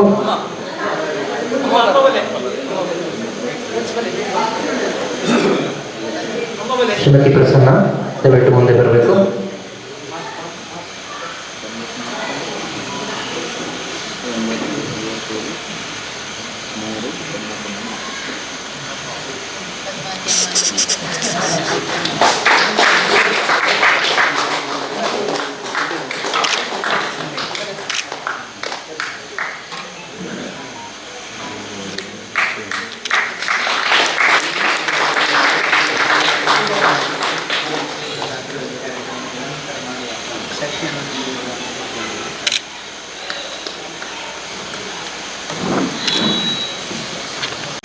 ಶ್ರೀಫಲ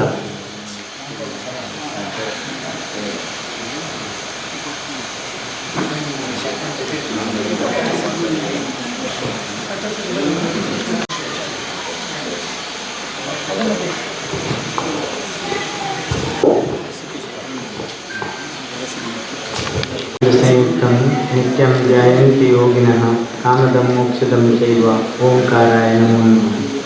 त्रिजगत्स्वामी जिनेन्द्र सिद्धा शिवलोकाराध्य सर्वज्ञ शंभु जगन्नाथ जगत्पितामह हर श्रीकांत वाणीश विष्णु जितानंग जिनेश्वर पश्चिम समुद्राधीश्वर निजमं तोरु दयाळुवे करुविदें रत्नाकराधीश्वर। जय बोलो आदिनाथ भगवान की, पार्श्वनाथ स्वामी भगवान की, चतुर्विंशति तीर्थंकर भगवान की, अहिंसा परमो धर्म की, विश्व धर्म की, चारित्र चक्रवर्ती शांति सागर महाराज की, जय बोलो महावीर स्वामी भगवान की, जय बोलो आचार्य विद्यानंद मुनि महाराज की, आज का आनंद की, जय बोलो चारुकीर्ति भट्टारक महास्वामी जी की। ಪ್ರವಚನ ಮುಗಿದಿಲ್ಲ, ಇನ್ನೂ ಇದೆ. 10 ದಿನಗಳ ಹಾಗೆ ಸರಿದಿದೆ. ಅನೇಕ ವರ್ಷಗಳು ನಮ್ಮನ್ನು ಪ್ರತಿ ವರ್ಷ ಸೀಮೆಯ ಪ್ರೀತಿಯಿಂದ ಯುವರಾಜರು ಕರೆದಿದ್ದಾರೆ. ಅವರ ಹೆಸರು ಯುವರಾಜರು, ಅವರು ಯುವರಾಜರ ಹಾಗೆ ಉತ್ಸಾಹದಿಂದ ಇರ್ತಾರೆ.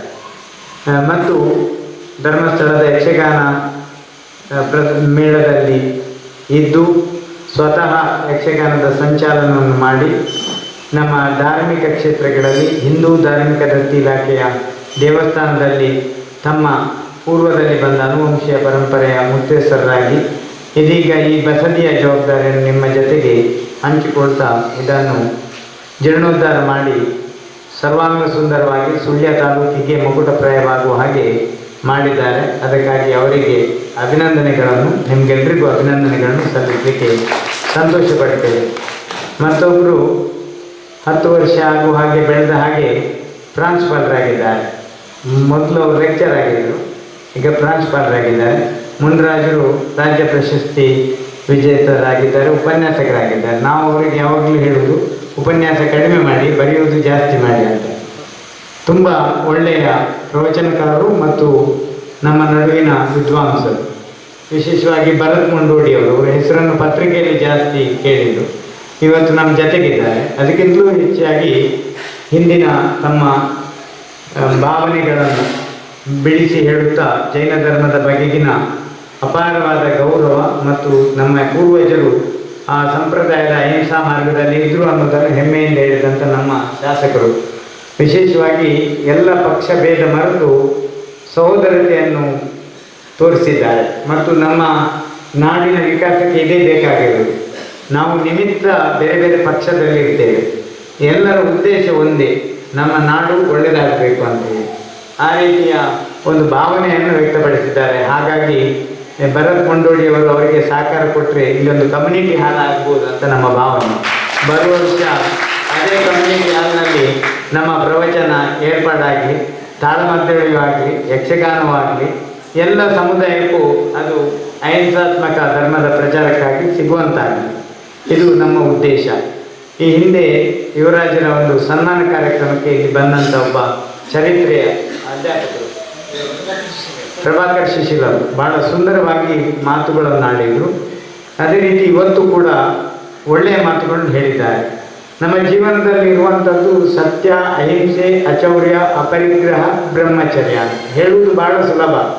ಆಚರಣೆಗೆ ತಂದರೆ ಅದಕ್ಕೆ ಲೋಕಮಾನ್ಯತೆ ಇದೆ, ಲೋಕಪ್ರಿಯವೂ ಹೌದು, ಲೋಕಮಾನ್ಯತೆಯೂ ಹೌದು, ಲೋಕಪೂಜ್ಯತೆಯನ್ನು ಇರುವಂಥ ಈ ವ್ರತಗಳು. ಇದನ್ನು ಆದಿನಾಥ ಸ್ವಾಮಿ ಹೇಳಿರುವಂಥದ್ದು. ಹಾಗೆ ಒಂದು ವ್ರತಕ್ಕೆ ಹೇಗೆ ಆದಿ ಇಲ್ಲವೋ ಅಂತ್ಯವೂ ಇಲ್ಲವೋ ಹಾಗೆ ಜೈನ ಧರ್ಮ, ಹಿಂದೂ ಧರ್ಮ ಇದೆಲ್ಲ ಸನಾತನ ಅಂತ ಹೇಳುವಂಥದ್ದು. ಸನಾತನ ಅಂದರೆ ಆದಿ ಇಲ್ಲದ ಅಂತ್ಯ ಇಲ್ಲದಂಥ ಒಂದು ಸಹೋದರತೆಯನ್ನು ಸಾರುವಂಥ ಧರ್ಮಗಳು, ಭಾರತವನ್ನು ಮೂಲವಾಗಿರುವಂಥ ಧರ್ಮ. ಈ ಧರ್ಮದ ಮುಖ್ಯ ಉದ್ದೇಶ ದೈವಿ ಗುಣವನ್ನು ಗುರುತಿಸುವಂಥದ್ದು. ನಮ್ಮಲ್ಲಿ ಮನುಷ್ಯತ್ವ ಅಂತ ಹೇಳ್ತೀವಲ್ಲ, ಅದಕ್ಕಂತೂ ಮೇಲ್ಪಟ್ಟ ಮನುಷ್ಯನಲ್ಲಿ ಇರುವಂಥ ಒಳ್ಳೆಯ ಗುಣಗಳನ್ನು ಹೇಗೆ ಒಂದು ತೆಂಗಿನಕಾಯಿಯನ್ನು ಗಾಣದಲ್ಲಿ ಹಾಕಿ ಎಣ್ಣೆಯನ್ನು ಸುರಿದಾಗ ಅದು ಸುಪ್ರೀಂ ಆಗುತ್ತೆ, ಅದು ದೀಪವನ್ನು ಹಚ್ಚುವುದಕ್ಕೆ ಕಾರಣ ಆಗ್ತದೆ. ಬಹಳ ವ್ಯಾಲ್ಯೂ, 40 ರೂಪಾಯಿ ತೆಂಗಿನಕಾಯಿ ಎಣ್ಣೆಯಾಗಿ ಬಂದಾಗ ಅದು ಸ್ವಲ್ಪ ಜಾಸ್ತಿ ಆಗುತ್ತೆ, 100 ರೂಪಾಯಿ ಆಗುತ್ತೆ. ಅದೇ ರೀತಿ ನಮ್ಮ ಮನುಷ್ಯನಲ್ಲಿ ಈ ರೀತಿಯ ಒಳ್ಳೆಯ ಗುಣಗಳು, ಶ್ರದ್ಧೆ, ಅರುದ್ಧತೆ, ಪ್ರಸನ್ನತೆ, ಸಮ್ಯಕ್ ದರ್ಶನ, ಸಮ್ಯಕ್ ಜ್ಞಾನ, ಸಮ್ಯಕ್ ಚಾರಿತ್ರ ಮುಂತಾದ ಒಳ್ಳೆಯ ಗುಣಗಳು ಅವರಲ್ಲಿ ಆರೋಪಿಸಲ್ಪಟ್ಟಾಗ ಒಬ್ಬ ವ್ಯಕ್ತಿಯಲ್ಲಿರುವ ಶಕ್ತಿ ಏನು ಅನ್ನೋದು ಗೊತ್ತಾಗ್ತದೆ.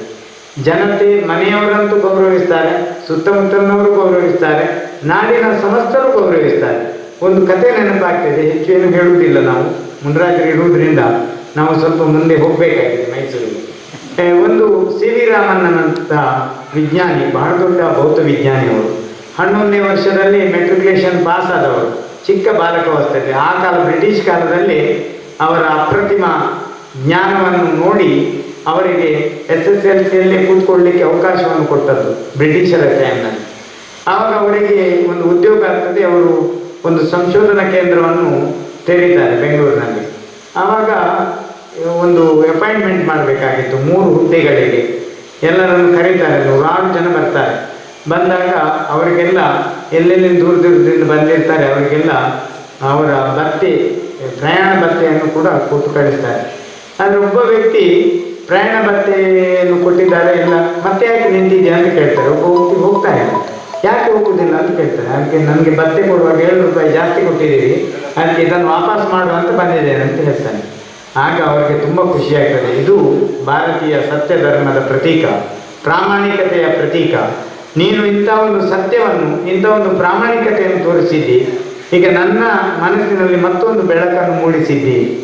ನಮ್ಮ ಸಂಶೋಧನಾಲಯದಲ್ಲಿ ಒಂದು ಹುದ್ದೆ ನಿನಗಾಗಿ ಸೃಷ್ಟಿಸ್ತೇನೆ ಅಂತ ಹೇಳಿ ಅವರಿಗೆ ಒಂದು ಹುದ್ದೆಯನ್ನು ಸೃಷ್ಟಿಸ್ತಾರೆ. ಆ ವ್ಯಕ್ತಿ ಬಹಳ ದೊಡ್ಡ ಪ್ರಸಿದ್ಧ ವಿಜ್ಞಾನಿ ಆಗ್ತಾರೆ. ಚಂದ್ರಶೇಖರ್ ಅಂತ ಹೇಳಿ ಅವರ ಹೆಸರು ನಾವೆಲ್ಲ ಕೇಳಿದ್ದೇವೆ. ಅವರಿಗೆ ಆ ಒಂದು ಪ್ರಾಮಾಣಿಕತೆಗಾಗಿ ಅವರಿಗೆ ಒಂದು ಹುದ್ದೆ ಕೊಟ್ಟದ್ರಿಂದ ಅವರು ಅಲ್ಲಿ ಸಂಶೋಧನೆಯಲ್ಲಿ ತೊಡಗಿ ತಾನು ದೊಡ್ಡ ಪ್ರಸಿದ್ಧ ವಿಜ್ಞಾನಿ ಆಗ್ತಾರೆ, ಸುಬ್ರಹ್ಮಣ್ಯ ಚಂದ್ರಶೇಖರ್ ಅಂತ ಹೇಳಿ. ಹಾಗಾಗಿ ಈ ಪ್ರಾಮಾಣಿಕತೆಗೆ ಭಾರತದಲ್ಲಿ ದೊಡ್ಡ ಹೆಸರಿತ್ತು. ಯಾರೇ ಸಂತರಿರಲಿ, ಯಾರೇ ದೊಡ್ಡ ವ್ಯಕ್ತಿಗಳಿರಲಿ, ಸತ್ಯದ ಮೂಲಕ ಇವತ್ತು ಧರ್ಮದೇವತೆಗಳು ಕೂಡ ಸತ್ಯವನ್ನು ನಂಬಲು ಗೊಪ್ಪೆ ಅಂತ ಹೇಳುವಂಥದ್ದನ್ನು ನಾವು ಕೇಳಿದ್ದೇವೆ. ಇದಕ್ಕೆಲ್ಲ ಕಾರಣ ಪ್ರಾಯಶಃ ಭಗವಾನ್ ಆದಿನಾಥರ ಪ್ರೇರಣೆ. ನಮ್ಮಲ್ಲಿ ಶಾಸಕರಿಗೆ ಒಂದು ವಿಚಾರ ಗೊತ್ತಿರಲಿ, ಮುಂದಿನ ಸಂದರ್ಭಗಳಲ್ಲಿ ವಿಧಾನಸಭೆಯಲ್ಲಿ ಹೇಳುವಾಗ, ನಮ್ಮ ಇಲ್ಲಿ ಈ ಹಿಂದೂ ಧರ್ಮ ಮತ್ತು ಜೈನ ಧರ್ಮ ಮತ್ತು ಇಲ್ಲಿ ಇರುವಂಥ ಆದಿವಾಸಿಗಳ ಏನು ಸಂಬಂಧ ಇದೆ, ಇಲ್ಲಿ ನಮ್ಮನ್ನು ಒಟ್ಟು ಸೇರಿಸುವಷ್ಟು ಬೇರೆ ಯಾವ ಒಂದು ದೇಶದಲ್ಲೂ ಈ ಸರ್ವಧರ್ಮ ಸಮನ್ವಯತೆಯನ್ನು ಸಾರುವುದಿಲ್ಲ. ಹಾಗಾಗಿ ಇದು ವ್ಯಾಪಕ ಆಗಬೇಕು, ಎಲ್ಲ ಕಡೆ ಹೋಗಬೇಕು. ಮತ್ತು ಇಲ್ಲಿ ಸಾತ್ವಿಕತೆಗೆ ಹೆಚ್ಚಿನ ಬೆಲೆಯನ್ನು ಕೊಟ್ಟಿದ್ದಾರೆ. ವಿಶೇಷವಾಗಿ ನಮ್ಮ ಭಾಷೆ ಇರ್ಬೋದು, ನಮ್ಮ ಸಂಸ್ಕೃತಿ ಇರ್ಬೋದು, ನಮ್ಮ ಸಭ್ಯತೆ ಇರ್ಬೋದು, ಅದು ಸಾತ್ವಿಕತೆಗೆ ಹೆಚ್ಚು ಗೌರವ ಕೊಡುವಂಥದ್ದು. ಅಂತಹ ಸಾತ್ವಿಕತೆಯನ್ನು ನಮ್ಮ ಜೀವನದಲ್ಲಿ ಅಳವಡಿಸಿಕೊಳ್ಳುವುದಕ್ಕೆ ನಾವೆಲ್ಲ ಪ್ರಯತ್ನ ಮಾಡೋಣ. ಮತ್ತು ವಿಶೇಷವಾಗಿ ನಮ್ಮ ಜೈನ ಧರ್ಮ ಮತ್ತು ವೈದಿಕ ಧರ್ಮ ಇದು ಸಹೋದರ ಧರ್ಮ. ಹಾಗಾಗಿ ಶಾಸಕರಲ್ಲಿ ಮತ್ತು ಭರತ್ ಮುಂಡೋಡಿಯಲ್ಲಿ ನಮ್ಮ ಒಂದು ವಿಜ್ಞಾಪನೆ, ಜೈನರನ್ನು ಮತ್ತು ಹಿಂದೂಗಳನ್ನು ಭೇದ ಮಾಡಬೇಡಿ, ಜೈನರು ಹಿಂದೂಗಳು ಒಂದೇ. ಹಾಗಾಗಿ ಮುಕ್ತೇಶ್ವರಿಕೆ ಏನಿದೆ ದೇವಾಲಯಗಳಲ್ಲಿ ಇರುವಂಥದ್ದು, ಅದನ್ನು ಪುನಃ ಜೈನ ಧರ್ಮದ ಹಿಂದೆ ಇದ್ದಂಥ ಅವರ ಯಾವುದು ಆಸ್ತಿ ಪಾಸ್ತಿ ಕೊಟ್ಟು ಉಂಬಳಿ ಕೊಟ್ಟಿದ್ದಾರೆ ಅಂಥದ್ದು ಬೇರೆ ನಾವು ಕೇಳುವುದಿಲ್ಲ. ಅದು ಹಿಂದೂ ದೇವಸ್ಥಾನ ಜೈನರಿಂದಲೇ ಬಂದಿರುವಂಥದ್ದನ್ನು ಅದನ್ನು ತೆಗೆಯುವಂಥ ಒಂದು ಕರಾಳ ಶಾಸನ ಬಂದಿದೆ.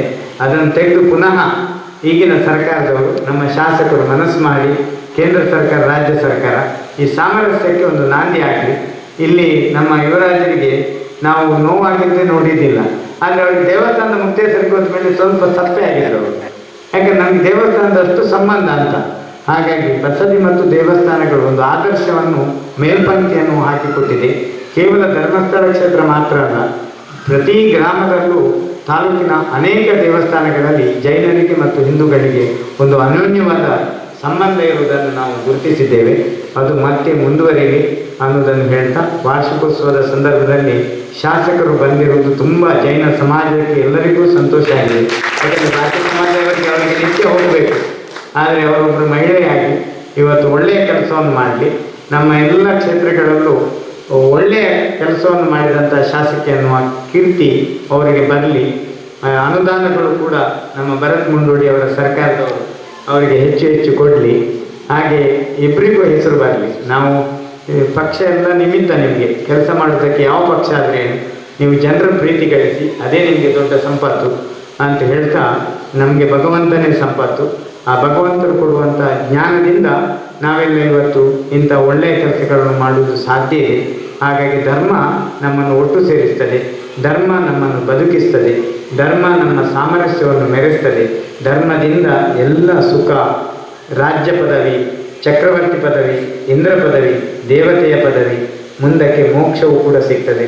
ಅಂಥ ಧರ್ಮಕ್ಕೆ ಮತ್ತೊಮ್ಮೆ ನಮಸ್ಕರಿಸುತ್ತಾ ನಮ್ಮೆರಡು ಮಾತುಗಳಿಗೆ ಶಾಂತಿಯನ್ನು ಕೊಡ್ತೇವೆ. ಓಂ ಶಾಂತಿ ಶಾಂತಿ ಶಾಂತಿ.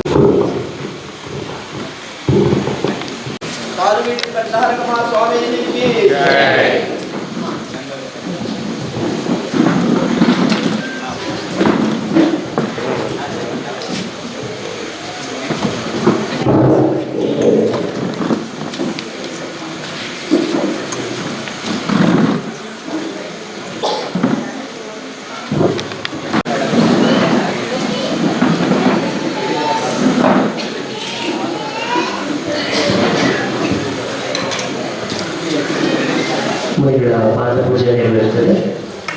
ತದನಂತರ ಧಾರ್ಮಿಕ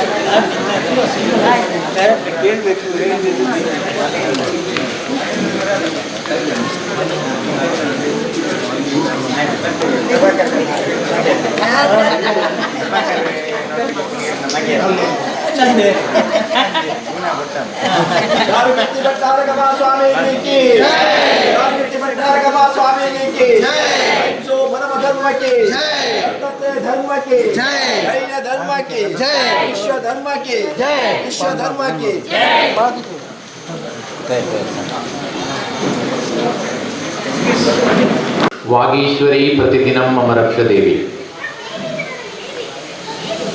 ಬಲ್ಲಾಡುಪೇಟೆಯ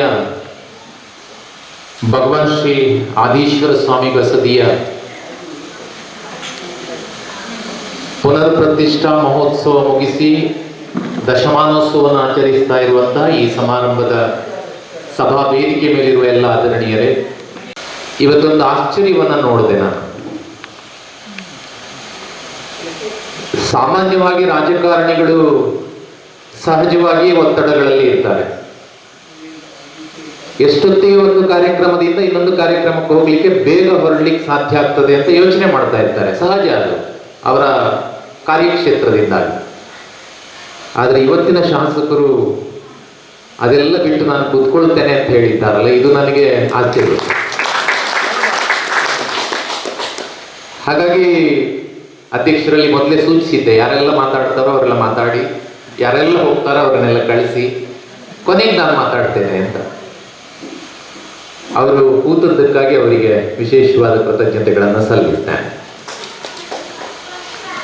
ಬಂಧುಗಳೇ, 10 ವರ್ಷದ ಹಿಂದೆ ಇಲ್ಲಿ ನಾಮ ಸಂಪ್ರೋಕ್ಷಣೆ ನಡೆದಾಗ ಆ ದಿವಸ ಕೂಡ ಬಂದಿದ್ದೆ, ಮಾತನಾಡಿದ್ದೆ. ಆಮೇಲೆ ಇವತ್ತೇ ಬರ್ತಾ ಇರೋದು. ಒಂದು ರೀತಿಯಲ್ಲಿ ನಾನು ಇಲ್ಲಿ ಬಂದು ಹೋಗಿ ಕೂಡ ದಶಮಾನೋತ್ಸವ ಆಗ್ತದೆ. ಮತ್ತೊಮ್ಮೆ ಬಹಳ ಪ್ರೀತಿಯಿಂದ ಆಹ್ವಾನಿಸಿದ್ದಕ್ಕೆ ಕೃತಜ್ಞತೆಗಳನ್ನು ಸಲ್ಲಿಸ್ತಾ 20ನೇ ವರ್ಷ ಆಚರಿಸುವಾಗ ಮತ್ತೊಮ್ಮೆ ಬರುವ, 25ನೇ ವರ್ಷದಲ್ಲಿ ಬೆಳ್ಳಿ ಹಬ್ಬ ಆಚರಿಸುವಾಗ ಇನ್ನೊಮ್ಮೆ ಬಂದು ಮಾತನಾಡುವ ಭಾಗ್ಯ, ಅಂದ್ರೆ ಬದುಕಬೇಕು ಅಂತ ಆಸೆ ನಮಗೆ, ಬರಲಿ ಅಂತ ಈ ಸಂದರ್ಭದಲ್ಲಿ ಆಶಿಸ್ತೇನೆ. ಬಹಳ ದೊಡ್ಡ ಅಭಿಮಾನ ಏನು ಅಂತ ಕೇಳಿದ್ರೆ, ಈ ಬಲ್ಲಾಡುಪೇಟೆಯ ಒಂದು ಮನೆತನ ಅಥವಾ ಮನೆತನ, ಅಲ್ಲಿ ಹುಟ್ಟಿದವರು, ಬೇರೆ ಕಡೆಗೆ ಕೊಟ್ಟವರು ಅಥವಾ ಬೇರೆ ಕಡೆಯಿಂದ ಆ ಕುಟುಂಬಕ್ಕೆ ಬಂದವರು, ಈ ಒಂದು ಬಲ್ಲಾಡುಪೇಟೆಯ ಜೈನ ಬಂಧುಗಳ ಒಂದು ದೊಡ್ಡ ವೃಕ್ಷ ಇದೆಯಲ್ಲ, ಇದರ ಒಳಗಿರ್ತಕ್ಕಂಥ ಈ ಒಗ್ಗಟ್ಟು ಬಹುಶಃ ಎಲ್ಲ ಜೈನ ಸಮಾಜಕ್ಕೆ, ಜೈನ ಸಮಾಜದ ಕುಟುಂಬಗಳಿಗೆ ಒಂದು ಆದರ್ಶ ಅಂತ ನಾನು ಭಾವಿಸ್ತೇನೆ. ಅದು ಈ ಬಸದಿಯ ವಾರ್ಷಿಕೋತ್ಸವ ಆಗುವಾಗ ನಾವೆಲ್ಲ ಬಲ್ಲಾಡುಪೇಟೆಯಲ್ಲಿ ಇರಬೇಕು, ಅದೊಂದು ಶಾಸನ ಅವರಿಗೆ, ಅವರ ಬದುಕಿಗೆ. ಅದನ್ನ ಇಟ್ಕೊಂಡು ಎಷ್ಟು ಶ್ರದ್ಧೆಯಿಂದ ಕೊಟ್ಟವರು, ಇಲ್ಲಿಂದ ಹೋದವರು ಎಲ್ಲರೂ ಕೂಡ ಬಂದಿದ್ದೀರಲ್ಲ, ಇದನ್ನ ಸದಾಕಾಲ ಉಳಿಸ್ಕೊಳ್ಳಿ. ನನಗೊಂದಿಷ್ಟು ಸಮಯ ಕೊಟ್ಟಿದ್ದಾರೆ, ಎಷ್ಟು ಅಂತ ಹೇಳೋದಿಲ್ಲ ನಾನು. ಮುಖ್ಯವಾಗಿ ಒಂದ್ಸಲ ಚೀನಾದಿಂದ ಒಬ್ಬ ಯಾತ್ರಿಕ ಭಾರತಕ್ಕೆ ಬಂದಂತೆ. ನಮ್ಗೆಲ್ಲ ಗೊತ್ತಿದೆ, ಪಾಠ ಪುಸ್ತಕದಲ್ಲಿ ನಾವು ಓದಿದ್ದೇವೆ, ಹುಯೆನ್ ಸಾಂಗ್ ಭಾರತಕ್ಕೆ ಯಾತ್ರಿಕನಾಗಿ ಬಂದ, ಆಮೇಲೆ ಫಾಹಿಯಾನ್ ಬಂದ, ಹೀಗೆ ಅಂತ. ಹೀಗೆ ಒಬ್ಬ ಭಾರತಕ್ಕೆ ಚೀನಾದ ಒಬ್ಬ ಯಾತ್ರಿಕ ಬರ್ತಾನೆ. ಬಂದ್ರೆ ಅವನು ಚೈನೀಸ್ ಭಾಷೆ ನಮ್ಗೆ ಗೊತ್ತುಂಟು, ಅವನು ಇಲ್ಲಿಯ ಭಾಷೆ ಬರುವುದಿಲ್ಲ. ಹಾಗಾಗಿ ಇಲ್ಲೆಲ್ಲ ಓಡಾಡಬೇಕು ಅಂತಾದ್ರೆ ಅವನಿಗೆ ಇಲ್ಲಿಯ ಒಬ್ಬರ ಸಹಾಯ ಬೇಕಲ್ಲ. ಅದಕ್ಕೋಸ್ಕರ ಭಾರತದ ಭಾಷೆಗಳು ಬರತಕ್ಕಂಥ ಒಬ್ಬ ವ್ಯಕ್ತಿಯನ್ನ ನೇಮಕ ಮಾಡಿಕೊಂಡು ಪ್ರವಾಸ ಮಾಡ್ತಾನೆ. ದೇವಸ್ಥಾನಕ್ಕೆ ಹೋದ್ಕೊಳ್ಳೆ ಅವನು ಯಾರನ್ನ ನೇಮಕ ಮಾಡಿದ್ದಾನೋ ಅವನು ಮೊದಲು ಹೋಗ್ತಾನೆ. ಇಲ್ಲಿ ಬೋರ್ಡ್ ಹಾಕಿದ್ದಾರೆ, ಇಲ್ಲಿ ನಮ್ಮಲ್ಲಿ ಹಾಕಿದ ಹಾಗೆ ಪಾದರಕ್ಷೆಗಳನ್ನ ಇಲ್ಲಿ ಕಳಚಿಟ್ಟು ಬನ್ನಿ ಅಂತ. ಅವ ನೋಡಿದ, ಅವ ಮೊದಲು ಪಾದರಕ್ಷೆಯನ್ನ ಕಳಚಿಟ್ಟ. ಇನ್ನು ಅವನು ಕಳಚಿಡ್ಬೇಕು ಅಂತ ಹೇಳ್ಬೇಕಲ್ಲ, ಯಾಕಂದ್ರೆ ಅವನಿಗೆ ಬೋರ್ಡ್ ಅರ್ಥ ಆಗೋದಿಲ್ಲ. ಅದಕ್ಕೋಸ್ಕರ ಆ ಕಡೆ ತಿರುಗಿ ಹೀಗೆ ನೋಡ್ತಾನೆ, ಅವನ ಕಾಲಲ್ಲಿ ಚಪ್ಪಲಿ ಇಲ್ಲ. ಇವನ್ನೆಲ್ಲೋ ಬಿಟ್ಟು ಬಂದಿದ್ದಾನೆ ಈ ಮನುಷ್ಯ, ಭಾಷೆ ಅರ್ಥ ಆಗದೆ ಅಂತ ಯೋಚನೆ ಮಾಡಿ ಹೇಳಿದ. ಅವನು ಆಶ್ಚರ್ಯದಿಂದ ನೋಡಿದ. ಆಗ ಚೀನಾದ ಯಾತ್ರಿಕ ಹೇಳ್ತಾನೆ, ಏನು ಅಂತ ಕೇಳಿದ. ಅಲ್ಲ, ನಿನ್ನ ಪಾದರಕ್ಷೆಯಲ್ಲಿ ಇಟ್ಟು ಮಾರೆ, ಅವನ ಭಾಷೆಯಲ್ಲಿ ಎಲ್ಲಿಟ್ಟಿ, ಯಾಕೆ ಕೇಳಿದ. ನೋಡಿ, ಇಲ್ಲಿ ಬೋರ್ಡ್ ಹಾಕಿದ್ದಾರೆ, ಒಳಗಡೆ ಹೋಗ್ಬೇಕಾದ್ರೆ ಚಪ್ಪಲಿ ಹಾಕ್ಲಿಕ್ಕೆ ನಿನ್ಗೆ ಗೊತ್ತಿಲ್ಲದೆಲ್ಲರೂ ಹಾಕೊಂಡು ಹೋದ್ರೆ ಕಷ್ಟ, ಆದ್ರಿಂದ ಕಳಚಿಡ್ಬೇಕು ಅಂತ ನಿನ್ಗೆ ಹೇಳಬೇಕು ಅಂತ ನಾನು ನೋಡಿದೆ, ಆದ್ರೆ ನೀನ್ ಚಪ್ಪಲಿಯಲ್ಲಿ ಬಿಟ್ಟು ಬಂದೆ ಅಂತ. ಆಗ ಚೀನಾದ ಯಾತ್ರಿಕ ಬಹಳ ಸುಂದರವಾದ ಉತ್ತರವನ್ನ ಕೊಡ್ತಾನೆ. ಅವನು ಹೇಳ್ತಾನೆ, ನೋಡಿ, ಯಾವುದೇ ಒಂದು ದೇಶಕ್ಕೆ ಅಥವಾ ಪ್ರದೇಶಕ್ಕೆ ನಾವು ಪ್ರವಾಸ ಹೋಗ್ಬೇಕು ಅಂದ್ರೆ ಆ ದೇಶದ ಸಂಸ್ಕೃತಿ, ಆ ದೇಶದ ನಡೆನುಡಿ, ಇದನ್ನ ನಾವು ಅಭ್ಯಾಸ ಮಾಡಬೇಕು. ನಾನು ಹಾಗೆ ಭಾರತಕ್ಕೆ ಬರುವ ಮೊದಲು ಭಾರತ ಅಂದ್ರೆ ಏನು ಅಂತ ಅಭ್ಯಾಸ ಮಾಡಿ ಬಂದಿದ್ದೇನೆ. ಆಗ ನಾನು ಓದಿದ್ದೇನೆ, ನಾನು ತಿಳ್ಕೊಂಡಿದ್ದೇನೆ ಏನು ಅಂದ್ರೆ ಭಾರತದಲ್ಲಿ ದೇವಸ್ಥಾನದ ಒಳಗೆ ಚಪ್ಪಲಿ ಹಾಕುವ ಹಾಗಿಲ್ಲ ಅನ್ನೋ ನಿಯಮ ಇದೆ ಅಂತ ನಾನು ತಿಳ್ಕೊಂಡಿದ್ದೇನೆ. ಅದಕ್ಕೆ ನಾನು ಚೀನಾದ ಗಡಿಯಿಂದ ಭಾರತದ ಗಡಿಯೊಳಗೆ ಪ್ರವೇಶ ಮಾಡುವಾಗ ನನಗೇನು ಅನ್ನಿಸ್ತು ಅಂದ್ರೆ ಇಡೀ ಭಾರತನೇ ಒಂದು ದೇವಸ್ಥಾನ ಅಂತ ಅನ್ನೋ ಭಾವನೆ ಬಂದಿದೆ. ಅದಕ್ಕೋಸ್ಕರ ಚಪ್ಪಲಿಯನ್ನು ಚೀನಾದಲ್ಲೇ ಇಟ್ಟು ಬಂದಿದ್ದೆ, ನಾನು ಭಾರತದೊಳಗೆ ಚಪ್ಪಲಿಯೇ ತರಲಿಲ್ಲ ಅಂತ. ಬಂಧುಗಳೇ, ಇಡೀ ಜಗತ್ತಿನಲ್ಲಿ ಭಾರತಕ್ಕಿರ್ತಕ್ಕಂತಹ ಸ್ಥಾನ, ಗೌರವ ಎಂಥದ್ದು ಎನ್ನುವುದಕ್ಕೆ ಈ ಒಂದು ಕಥೆ ಸಾಕು ಅಂತ ನಾನು ಅಂದ್ಕೊಳ್ತೇನೆ. ಅಂತಹ ದೇಶದಲ್ಲಿ ನಾವು ಹುಟ್ಟಿದ್ದೇವೆ, ಬೆಳೆದಿದ್ದೇವೆ, ನಾಳೆ ಸಾಯ್ತೇವೆ ಅಂದ್ರೆ ಎಂತಹ ಒಂದು ಶ್ರೇಷ್ಠವಾದಂತಹ ದೇಶದಲ್ಲಿ ನಾವು ಇವತ್ತಿದ್ದೇವೆ ಅನ್ನೋದನ್ನ ನೆನಪು ಮಾಡಿಕೊಳ್ಳುವುದರ ಜೊತೆಯಲ್ಲಿ ಈ ಶ್ರೇಷ್ಠತೆಯಲ್ಲಿ ಜೈನ ಧರ್ಮದ ಪಾಲು ಬಹಳ ದೊಡ್ಡದಿದೆ ಅನ್ನೋದನ್ನು ಕೂಡ ನೆನಪು ಮಾಡ್ಕೊಳ್ಳಿಕ್ಕೆ ಇಷ್ಟಪಡ್ತೇನೆ. ಬಹುಶಃ ಭಾರತೀಯ ಸಂಸ್ಕೃತಿ ಅತ್ಯಂತ ಶ್ರೇಷ್ಠವಾದ ಸಂಸ್ಕೃತಿ ಆಗಿದ್ರೆ, ಅದು ಅಹಿಂಸೆಗೆ ವಿಶೇಷವಾದ ಮಹತ್ವ ಕೊಟ್ಟಿರುವಂತ ಗಾಂಧಿ ಅಂತ ನಾಯಕರನ್ನ ಬೆಳೆಸಿರ್ತಕ್ಕಂಥ ಒಂದು ದೇಶ ಅಂತ ಆಗಿದ್ರೆ, ಅದರ ಹಿಂದೆ ಜೈನ ಧರ್ಮದ ಪಾತ್ರ ಬಹಳ ಮುಖ್ಯ ಇದೆ ಎನ್ನುವುದನ್ನ ಜೈನರಾದ್ರೂ ಕನಿಷ್ಠ ಪಕ್ಷ ಅಭಿಮಾನದಿಂದ ಭಾವಿಸಿಕೊಳ್ಳಬೇಕು ಅನ್ನೋ ದೃಷ್ಟಿಯಿಂದ ಹೇಳ್ತೇನೆ. ಇದು ಹಳೆಯ ಕಥೆ ಆಯಿತು. ಈಗಿನದಕ್ಕೆ ಬರ್ತೇನೆ. ನನಗೊಬ್ಬ ವಿದ್ಯಾರ್ಥಿ ಇದ್ದಾನೆ, ಅವನ ಹೆಸರು ಅಬ್ದುಲ್ ಅಹದ್. ನಾನು ತುಂಬಾ ಕಡೆ ಮಾತನ್ನು ಹೇಳಿದ್ದೇನೆ. ಇವತ್ತು ಕರ್ನಾಟಕ ಸರ್ಕಾರದ ಪೊಲೀಸ್ ಇಲಾಖೆಯಲ್ಲಿ ಬಹಳ ದೊಡ್ಡ ಹುದ್ದೆಯಲ್ಲಿ ಇದ್ದಾನೆ. ಭ್ರಷ್ಟಾಚಾರ ನಿಗ್ರಹ ದಳದಲ್ಲಿ ಇದ್ದ, ಆಮೇಲೆ ಈಗ ಬದಲಾಗಿದೆ, ದೊಡ್ಡ ಹುದ್ದೆಯಲ್ಲಿ ಇದ್ದಾನೆ. ಯಾವ ಹುದ್ದೆ ಅಂತ ಬೇಡ. ಅವನಿಗೆ ಜೈನ ಧರ್ಮದ ಮೇಲೆ ಅಪಾರವಾದಂತಹ ಅಭಿಮಾನ. ಯಾವತ್ತಿದ್ರೂ ಮಾತನಾಡ್ತಾ ಇದ್ದಾನೆ. ಅವನಿಗೆ ಡೌಟ್, ಅವನು ಜೈನ ಧರ್ಮದ ಪುಸ್ತಕಗಳನ್ನು ಇಟ್ಕೊಂಡಿದ್ದಾನೆ, ಓದ್ತಾನೆ. ನಾನು ಹೇಳ್ತಾ ಇರೋದು ಮತ್ತೆ ಪುನಃ ಒಬ್ಬ ಮುಸಲ್ಮಾನ್ ವ್ಯಕ್ತಿ ಓದ್ತಾನೆ, ಸಂಶಯ ಬಂದ್ರೆ ಕಾಲ್ ಮಾಡ್ತಾನೆ. ಒಂದ್ ದಿವಸ ಅವನು ಕಾಲ್ ಮಾಡ್ತಾ ಒಂದು ಮಾತು ಹೇಳಿದ, ಸರ್,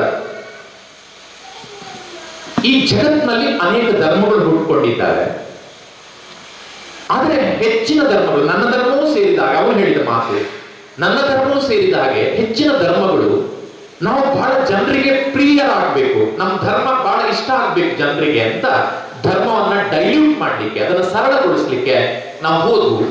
ಅದರ ತತ್ವ ಸಿದ್ಧಾಂತಗಳನ್ನು ಅಥವಾ ಅದರ ವಿಚಾರಗಳನ್ನ ಹೆಚ್ಚು ಸರಳೀಕರಿಸ್ತಾ ಹೋದ್ವು.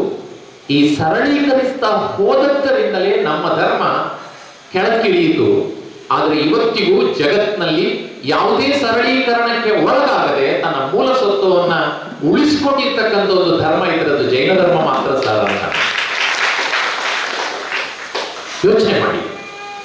ಯಾಕಂದ್ರೆ ಅವನೊಬ್ಬ ಮುಸಲ್ಮಾನ ಆಗಿ ಜೈನ ಧರ್ಮದ ಬಗ್ಗೆ ಇಷ್ಟು ಅಭಿಮಾನದ ಮಾತುಗಳನ್ನು ಆಡ್ತಾನೆ ಅಂತಾದರೆ, ಅದೇ ಧರ್ಮದಲ್ಲಿ ಹುಟ್ಟಿ ಬೆಳೆದ ನಮ್ಗೆಷ್ಟು ಅಭಿಮಾನ ಇರಬೇಕಾಗಿತ್ತು.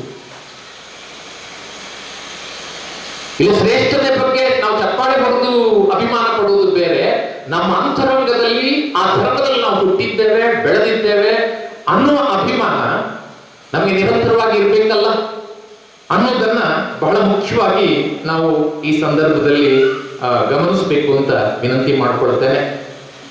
ಬಂಧುಗಳೇ, ಬಹಳ ದೀರ್ಘ ವಿಷಯ, 2 ಗಂಟೆ ಬೇಕಾದ್ರೂ ಮಾತಾಡಬಹುದು, ಆದರೆ ಪ್ರಶ್ನೆ ಇಲ್ಲ. ಜೊತೆಗೆ ನನ್ನ ಮಿತ್ರ ಪ್ರಭಾಕರ್ ಅವರು ಬಹಳ ಜಾಣತನ ಮಾಡಿದ್ದಾರೆ. ಯಕ್ಷಗಾನದಲ್ಲೂ ಒಂದು ಪಾಠ ಕೊಟ್ಟಿದ್ದಾರೆ, ನೀವು ಜಾಸ್ತಿ ಮಾತಾಡಿದ್ರೆ ಅಲ್ಲಿ ಲೇಟ್ ಆಗುತ್ತೆ ಅಂತ.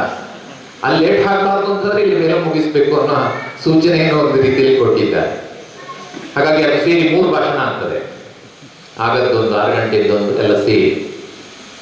ಬಂಧುಗಳೇ, ಮುಖ್ಯವಾಗಿ ನನಗೆ ಒಂದು ಸಲ ಈ ಸಂದೇಹ ಕಾಡ್ಲಿಕ್ಕೆ ಪ್ರಾರಂಭ ಆದದ್ದು. ಭಗವದ್ಗೀತೆಯಲ್ಲಿ ಒಂದು ಮಾತಿದೆ, ಉದ್ಧಾರೇತ ಆತ್ಮನಾತ್ಮಾನ. ಅಂದ್ರೆ ಪ್ರತಿಯೊಂದು ಆತ್ಮನು ಕೂಡ ತನ್ನ ಆತ್ಮನನ್ನ ತಾನೇ ಉತ್ತರಿಸಿಕೊಳ್ಬೇಕು. ಇದು ಜೈನ ಧರ್ಮದ ಶ್ರೇಷ್ಠವಾದಂತ ಸಿದ್ಧಾಂತ.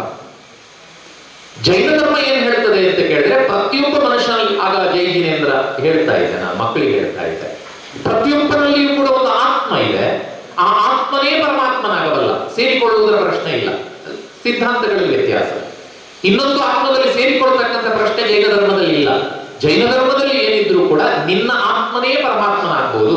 ಭಗವಾನ್ ಮಹಾವೀರ ನಮ್ಮ ಮುಂದೆ ಇರ್ತಕ್ಕಂಥ ಆದರ್ಶ, ಆದಿನಾಥ ಸ್ವಾಮಿ ನಮ್ಮ ಮುಂದೆ ಇರ್ತಕ್ಕಂಥ ಆದರ್ಶ. ಅವರು ಅವರ ಆತ್ಮವನ್ನ ಪರಮಾತ್ಮನನ್ನಾಗಿಸ್ತಕ್ಕಂಥ ಕೆಲಸವನ್ನ ಮಾಡಿದ್ರು. ಇವತ್ತು ಪೂಜಾರ್ಹರು ಅಂತಕ್ಕಂಥ ದೇವರಾಗಿ ನಮ್ಗೆ ಕಂಗೊಳಿಸ್ತಾ ಇದ್ದಾರೆ. ಇದು ಜೈನ ಸಿದ್ಧಾಂತ. ಜೈನ ಸಿದ್ಧಾಂತ ಏನ್ ಹೇಳ್ತದೆ? ಕರ್ಮ ಸಿದ್ಧಾಂತ. ಅದರ ಆಧಾರದಲ್ಲಿ ನಿನ್ನ ಆತ್ಮನೇ ಪರಮಾತ್ಮನಾಗ್ಬೋದು ಎನ್ನುವುದನ್ನು ಹೇಳ್ತದೆ. ಹಿಂದೂ ಸಿದ್ಧಾಂತವೂ ಕೂಡ ಉದ್ಧಾರೇತ ಆತ್ಮನಾಗ್ತ, ನಿನ್ನನ್ನು ನೀನೇ ಉದ್ಧರಿಸಿಕೊಳ್ಬೇಕು ಅಂತಕ್ಕಂಥ ಈ ತರದ ಸಿದ್ಧಾಂತಗಳನ್ನ ಎಲ್ಲ ಹೋದಾಗ, ಅಥವಾ ಸ್ವಾಮಿ ವಿವೇಕಾನಂದರು ಹೇಳ್ತಾರೆ ನಿನ್ನ ಏಳಿಗೆಗೆ ನೀನೇ ಶಿಲ್ಪಿ ಅಂತಾರೆ. ಬೇಡ, ನಾವು ಮನೆಯಲ್ಲಿ ಕೆಲವು ಸಲ ಮಕ್ಕಳಿಗೆ ಬೈಯುವಾಗ ಬೈತೇವೆ. ಒಂದು ಸಲ ನಿನ್ನ ಕಾಲ ಮೇಲೆ ನೀನ್ ನಿಲ್ಲು ಮಾರಾಯ, ಮೊದಲ ನೋಡು ಹೇಳ್ತೇವಲ್ಲ, ಬೈತೇವಲ್ಲ ಮಕ್ಕಳಿಗೆ, ನಿನ್ನ ಕಾಲ ಮೇಲೆ ನೀನ್ ನಿಲ್ಲಬೇಕು ಅಂತ. ಅಂದ್ರೆ ನಾನು ಎಷ್ಟು ಸಲ ಯೋಚನೆ ಮಾಡಿದ್ದು, ಈ ಉದ್ಧಾರೇತ ಆತ್ಮನಾತ್ಮನ ಅಥವಾ ನಿನ್ನ ಆತ್ಮನೇ ನೀನು ಪರಮಾತ್ಮನ. ಹಾಗಾದ್ರೆ ಇದನ್ನೇ ಕೇಳಿಕೊಂಡು ಬದುಕುವುದಾಗಿದ್ದರೆ ನನ್ನ ಬಗ್ಗೆ ಮಾತ್ರ ನಾನು ಯೋಚನೆ ಮಾಡಬೇಕು, ಪಕ್ಕದವ್ರ ಬಗ್ಗೆ ಯೋಚನೆ ಮಾಡಬೇಕಾದ ಅವಶ್ಯಕತೆ ಇಲ್ಲ. ಹೌದು ಅಲ್ವೋ? ಯೋಚನೆ ಮಾಡಿ. ನನ್ನ ಆತ್ಮನನ್ನ ನಾನೇ ಉತ್ತರಿಸಿಕೊಳ್ಬೇಕು, ನನ್ನನ್ನು ನಾನೇ ಪರಮಾತ್ಮನಾಗಿಸಿಕೊಳ್ಬೇಕು, ನಿನ್ನ ಏಳಿಗೆಗೆ ನೀನೇ ಶಿಲ್ಪಿ, ನಿನ್ನ ಕಾಲ ಮೇಲೆ ನೀನೇ ನಿಲ್ಬೇಕು ಅಂತ ಯೋಚನೆ ಮಾಡುವುದಾದ್ರೆ ನಾನು ಬರೀ ಹೀಗೆ ಕುದುರೆ ಪಟ್ಟಿ ಕಟ್ಕೊಂಡು ನನ್ನ ಏಳಿಗೆಯ ಬಗ್ಗೆ ನಾನು ಯೋಚನೆ ಮಾಡ್ಬೇಕೇ ವಿನಃ ಪಕ್ಕದವ್ರ ಬಗ್ಗೆ ಯಾಕೆ ಯೋಚನೆ ಮಾಡಬೇಕು ಏನೋ ಪ್ರಶ್ನೆ ಬರ್ತದೋ ಇಲ್ವೋ ಅಂತ ನಮಗೆ ಕಾಡಿದ್ದು. ಆದ್ರೆ ಉತ್ತರ ಹುಡುಕ್ತಾ ಹೋಗುವಾಗ 10ನೇ ಕ್ಲಾಸ್ ಇತ್ತೀಚಿನ ವರ್ಷಗಳಲ್ಲಿ ಪಾಸ್ ಆದವರು ಇದ್ರೆ ನಾನು ಈ ಉದಾಹರಣೆ ಕ್ಲಾಸ್ನಲ್ಲಿ ಪಾಠ ಸರಿಯಾಗಿ ಕೇಳಿದ್ರೆ ನೆನಪಾಗ್ತದೆ. ಕ್ಲಾಸಲ್ಲಿ ಪಾಠ ಕೇಳಿದ್ರೆ ಒಂದು ಸುಂದರವಾದಂತಹ ಉದಾಹರಣೆ ನಮ್ಗೆ ಎದೆಗೆ ಬಿದ್ದ ಅಕ್ಷರ ಅಂತ ಒಂದು ಪಾಠದಲ್ಲಿ ಸಿಗ್ತದೆ, ಕನ್ನಡ ಪಾಠದಲ್ಲಿ. ಬಹಳ ಸುಂದರವಾದ ಉದಾಹರಣೆ. ಡಾಕ್ಟರ್ ಅಶೋಕ್ ಪೈ ಅಂತ ಶಿವಮೊಗ್ಗದ ಒಬ್ಬ ಮನಃಶಾಸ್ತ್ರಜ್ಞ ಡಾಕ್ಟರ್ ಅವರು, ಮನಸ್ಸಿನ ಡಾಕ್ಟರ್ ಅವರು, ಇತ್ತೀಚೆಗೆ ತೀರ್ಕೊಂಡ್ರು. ಕಾಡಿನ ಬೆಂಕಿ ಅಂತ ಸಿನಿಮಾ ಮಾಡಿದ್ರು, ಗೊತ್ತಿದೆ ಅಶೋಕ್ ಪೈ ಅವರು. ಅವರು ಒಂದು ಸಲ ಒಂದು ಸಂಶೋಧನೆ ಮಾಡ್ತಾರೆ. ದಯವಿಟ್ಟು ಇದನ್ನ ಗಮನ ಇಟ್ಟು ಕೇಳಿ. ಒಂದು ಸಂಶೋಧನೆ ಮಾಡ್ತಾರೆ ಅವರು, ಯಾಕಂದ್ರೆ ಮನುಷ್ಯರ ಮೇಲೆ ಅವರಿಗೆ ಬಹಳ ಪ್ರೀತಿ. ಅವ್ರು ಏನ್ ಮಾಡ್ತಾರೆ ಅಂದ್ರೆ, ಒಂದು ಕೋಣೆಯ ಒಳಗಡೆ ಒಂದು 25 ಜನರನ್ನ ಕೂರಿಸಿ, ಆ 25 ಜನರ ಎದುರಲ್ಲಿ ಒಂದು ದೊಡ್ಡ ಟಿವಿ ಹಾಕಿ, ಆ ಟಿವಿಯಲ್ಲಿ ಒಬ್ಬರು ಇನ್ನೊಬ್ಬರ ಮೇಲೆ ಕೊಲ್ಲುವುದು, ಹೊಡೆಯುವುದು, ಬಡಿಯುವುದು ಇದೆಯಲ್ಲ ಸಿನಿಮಾಗಳಲ್ಲಿ, ಫೈಟಿಂಗ್ ಆಗ್ತಕ್ಕಂಥ, ರಕ್ತಪಾತ, ಆ ಸಿನಿಮಾವನ್ನ ಹಾಕ್ತಾರೆ. ಹಾಗೆ ಬಹಳ ಸೂಕ್ಷ್ಮವಾಗಿ ಅಲ್ಲಿ ಇರ್ತಕ್ಕಂಥ ಎದುರು ಕೂತಿರುವಂತಹ ಜನರ ಮನಸ್ಸಿನಲ್ಲಿ, ಅವರ ಮುಖಭಾವದಲ್ಲಿ ಏನು ಬದಲಾವಣೆ ಆಗ್ತದೆ ಅನ್ನೋದನ್ನ ಅಧ್ಯಯನ ಮಾಡ್ತಾರೆ. ಅವ್ರು ನೋಡಿದ್ದೇನು ಅಂದ್ರೆ, ಟಿವಿಯಲ್ಲಿ ನೋಡ್ತಾ ಇರ್ತಕ್ಕಂಥ ಈ ಹಿಂಸೆಯಿಂದ ಕೂಡಿದ ದೃಶ್ಯವನ್ನ ನೋಡಿದಂತಹ ಜನರ ಮನಸ್ಸಿನಲ್ಲಿ ಕೂಡ ಒಂದು ಹಿಂಸಾ ಭಾವ ಹುಟ್ಟುವುದನ್ನು ಅವರು ಗಮನಿಸಿದರು. ಸ್ವಾರಸ್ಯ ಏನು ಅಂದ್ರೆ, ಅದೇ ಹೊತ್ತಿಗೆ ಸರಿಯಾಗಿ ಅದರ ಪಕ್ಕದ ಕೊಠಡಿಯಲ್ಲಿ ಟಿವಿ ಹಾಕದೆ ಒಂದು 25 ಜನರನ್ನ ಕೂರಿಸ್ತಾರೆ. ಕೂರಿಸಿ ಇಲ್ಲಿ ಆದ್ಮೇಲೆ ಇಲ್ಲಿ ಆಗ್ತಾ ಇರುವಾಗಲೇ ಪಕ್ಕದಲ್ಲಿ ಹೋಗಿ ಅವರ ಮುಖಭಾವವನ್ನ, ಅವರ ಮನಸ್ಸಿನ ಭಾವನೆಗಳನ್ನ ಅವರು ಅಧ್ಯಯನ ಮಾಡ್ತಾರೆ. ಆಶ್ಚರ್ಯ ಅಂದ್ರೆ, ಆ ಪಕ್ಕದ ಕೋಣೆಯಲ್ಲಿ ಕೂತಂತ 25 ಜನರ ಮನಸ್ಸಿನಲ್ಲಿಯೂ ಕೂಡ ಇದೇ ರೀತಿಯ ಹಿಂಸೆಯ, ಕ್ರೌರ್ಯದ ಭಾವನೆ ಪ್ರಕಟಗೊಳ್ತಾ ಇರುವುದನ್ನು ಅಶೋಕ್ ಪೈ ಅವರು ನೋಡ್ತಾರೆ. ಇದರಿಂದ ಅವರೊಂದು ಸಿದ್ಧಾಂತವನ್ನು ಹೇಳ್ತಾರೆ. ಏನು ಅಂತ ಕೇಳಿದ್ರೆ, ನೀವು ಪ್ರಶಾಂತವಾದ ಮನಸ್ಸಿನಿಂದ ಕೂಡಿದವರಾಗಬೇಕು ಅಂತಾದರೆ ನಿಮ್ಮ ಪಕ್ಕದಲ್ಲಿರುವವರು ಪ್ರಶಾಂತವಾದಂತಹ ಮನಸ್ಥಿತಿಯನ್ನು ಹೊಂದಿದವರಾಗಿರಬೇಕು. ಅಯ್ಯೋ, ಅಶೋಕ್ ಪೈ ಅವರು ಯಾಕೆ ಸಂಶೋಧನೆ ಮಾಡಬೇಕು? ಒಂದು ಸಲ ನಮ್ಮ ಮನೆಗೆ ಬರೋಣ. ಪಕ್ಕದ ಮನೆಗೆ ಮದುವೆ, ಯೋಚನೆ ಮಾಡಿ. ಬಲ್ನಾಡು ಪೇಟೆ 2 ಮನೆ ಉಂಟಲ್ಲ, ಯಾಕಂದ್ರೆ ಒಂದೇ ಮನೆ ಇದ್ರೆ ಗೊತ್ತಾಗೋದಿಲ್ಲ. ಇದು ಸ್ವಲ್ಪ ಆಚೆಗೆ ನೀವು ಯೋಚನೆ ಮಾಡಿ.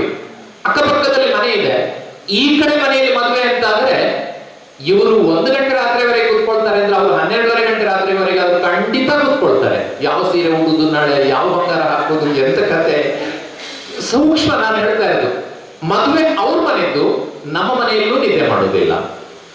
ಬೇಡ. ಅದಕ್ಕಿಂತ ಸುಂದರವಾದ ಉದಾಹರಣೆ ಯಾವುದು ಕೇಳಿದ್ರೆ, ಪಕ್ಕದ ಮನೆಯಲ್ಲಿ ಯಾರೋ ನಿಧನರಾಗಿದ್ದಾರೆ, ಈ ಮನೆಯಲ್ಲೂ ಮೌನ. ಯೋಚನೆ ಮಾಡಿ. ಅಂದ್ರೆ ಇದರಿಂದ ಒಂದು ಸಿದ್ಧಾಂತ ಸ್ಪಷ್ಟ ಆಗ್ತದೆ. ಏನು ಕೇಳಿದ್ರೆ, ನಾನು ಸುಖವಾಗಿರಬೇಕಾದರೆ ನನ್ನ ಪಕ್ಕದ ಮನೆಯನ್ನು ಸುಖವಾಗಿರಬೇಕು. ಅವರ ಸುಖಕ್ಕೆ ನಾನು ಸಹಾಯಕನಾಗ್ತಾ ಇದ್ರೆ, ಅವರು ಸುಖವಾಗಿದ್ರೆ, ಅವರು ನಗನಗ್ತಾ ಇದ್ರೆ, ನಾನು ಕೂಡ ಸುಖವಾಗಿ ನಗನಗ್ತಾ ಬದುಕಲಿಕ್ಕೆ ಸಾಧ್ಯ ಎನ್ನುವುದನ್ನ ನಾವು ಜೀವಂತವಾದಂತಹ ಉದಾಹರಣೆಗಳಿಂದ ಕಂಡಿದ್ದೇವೆ. ಆ ಕಾರಣಕ್ಕಾಗಿಯೇ ನಮ್ಮ ಸಿಂಬಲ್ನ ಕೆಳಗಡೆ ಒಂದು ಬಹಳ ಸುಂದರವಾದ ವಾಕ್ಯವನ್ನ ಬರೆದಿದ್ದೇವೆ, ಪರಸ್ಪರೋಪಗ್ರಹೋ ಜೀವಾಣ. ಪರಸ್ಪರೋಪಗ್ರಹೋ ಜೀವಾಣ ಉದ್ಧಾರೇತ ಆತ್ಮನಾತ್ಮಾನಂ ಸಿದ್ಧಾಂತ ಕರೆಕ್ಟೇ. ನಿನ್ನ ಆತ್ಮನನ್ನು ನೀನು ಉದ್ಧರಿಸಿಕೊಳ್ಬೇಕು, ಅದು ಕರೆಕ್ಟೇ. ಆದರೆ ಧರ್ಮ ಎನ್ನುವುದು ಅಷ್ಟಕ್ಕೆ ಸೀಮಿತವಾಗುವುದಿಲ್ಲ. ನಿನ್ನ ಆತ್ಮನನ್ನು ಉದ್ಧರಿಸಿಕೊಳ್ಳುವುದರ ಜೊತೆಯಲ್ಲಿ ನಿನ್ನ ಪಕ್ಕದಲ್ಲಿ ಇರತಕ್ಕಂಥ ಆತ್ಮವನ್ನು ಕೂಡ ಉದ್ಧರಿಸುವ ಕೆಲಸವನ್ನು ನೀನು ಮಾಡಿದರೆ ನಿನ್ನ ಉದ್ಧಾರವು ಅತ್ಯಂತ ಸುಲಭವಾಗಿ ಆಗ್ತದೆ, ಸುಖಮಯವಾಗಿ ಆಗ್ತದೆ ಅಂತ ಹೇಳ್ತಕ್ಕಂಥ ಸಿದ್ಧಾಂತವನ್ನ ನಾವು ಅರ್ಥ ಮಾಡ್ಕೊಳ್ಬೇಕಾಗತ್ತೆ.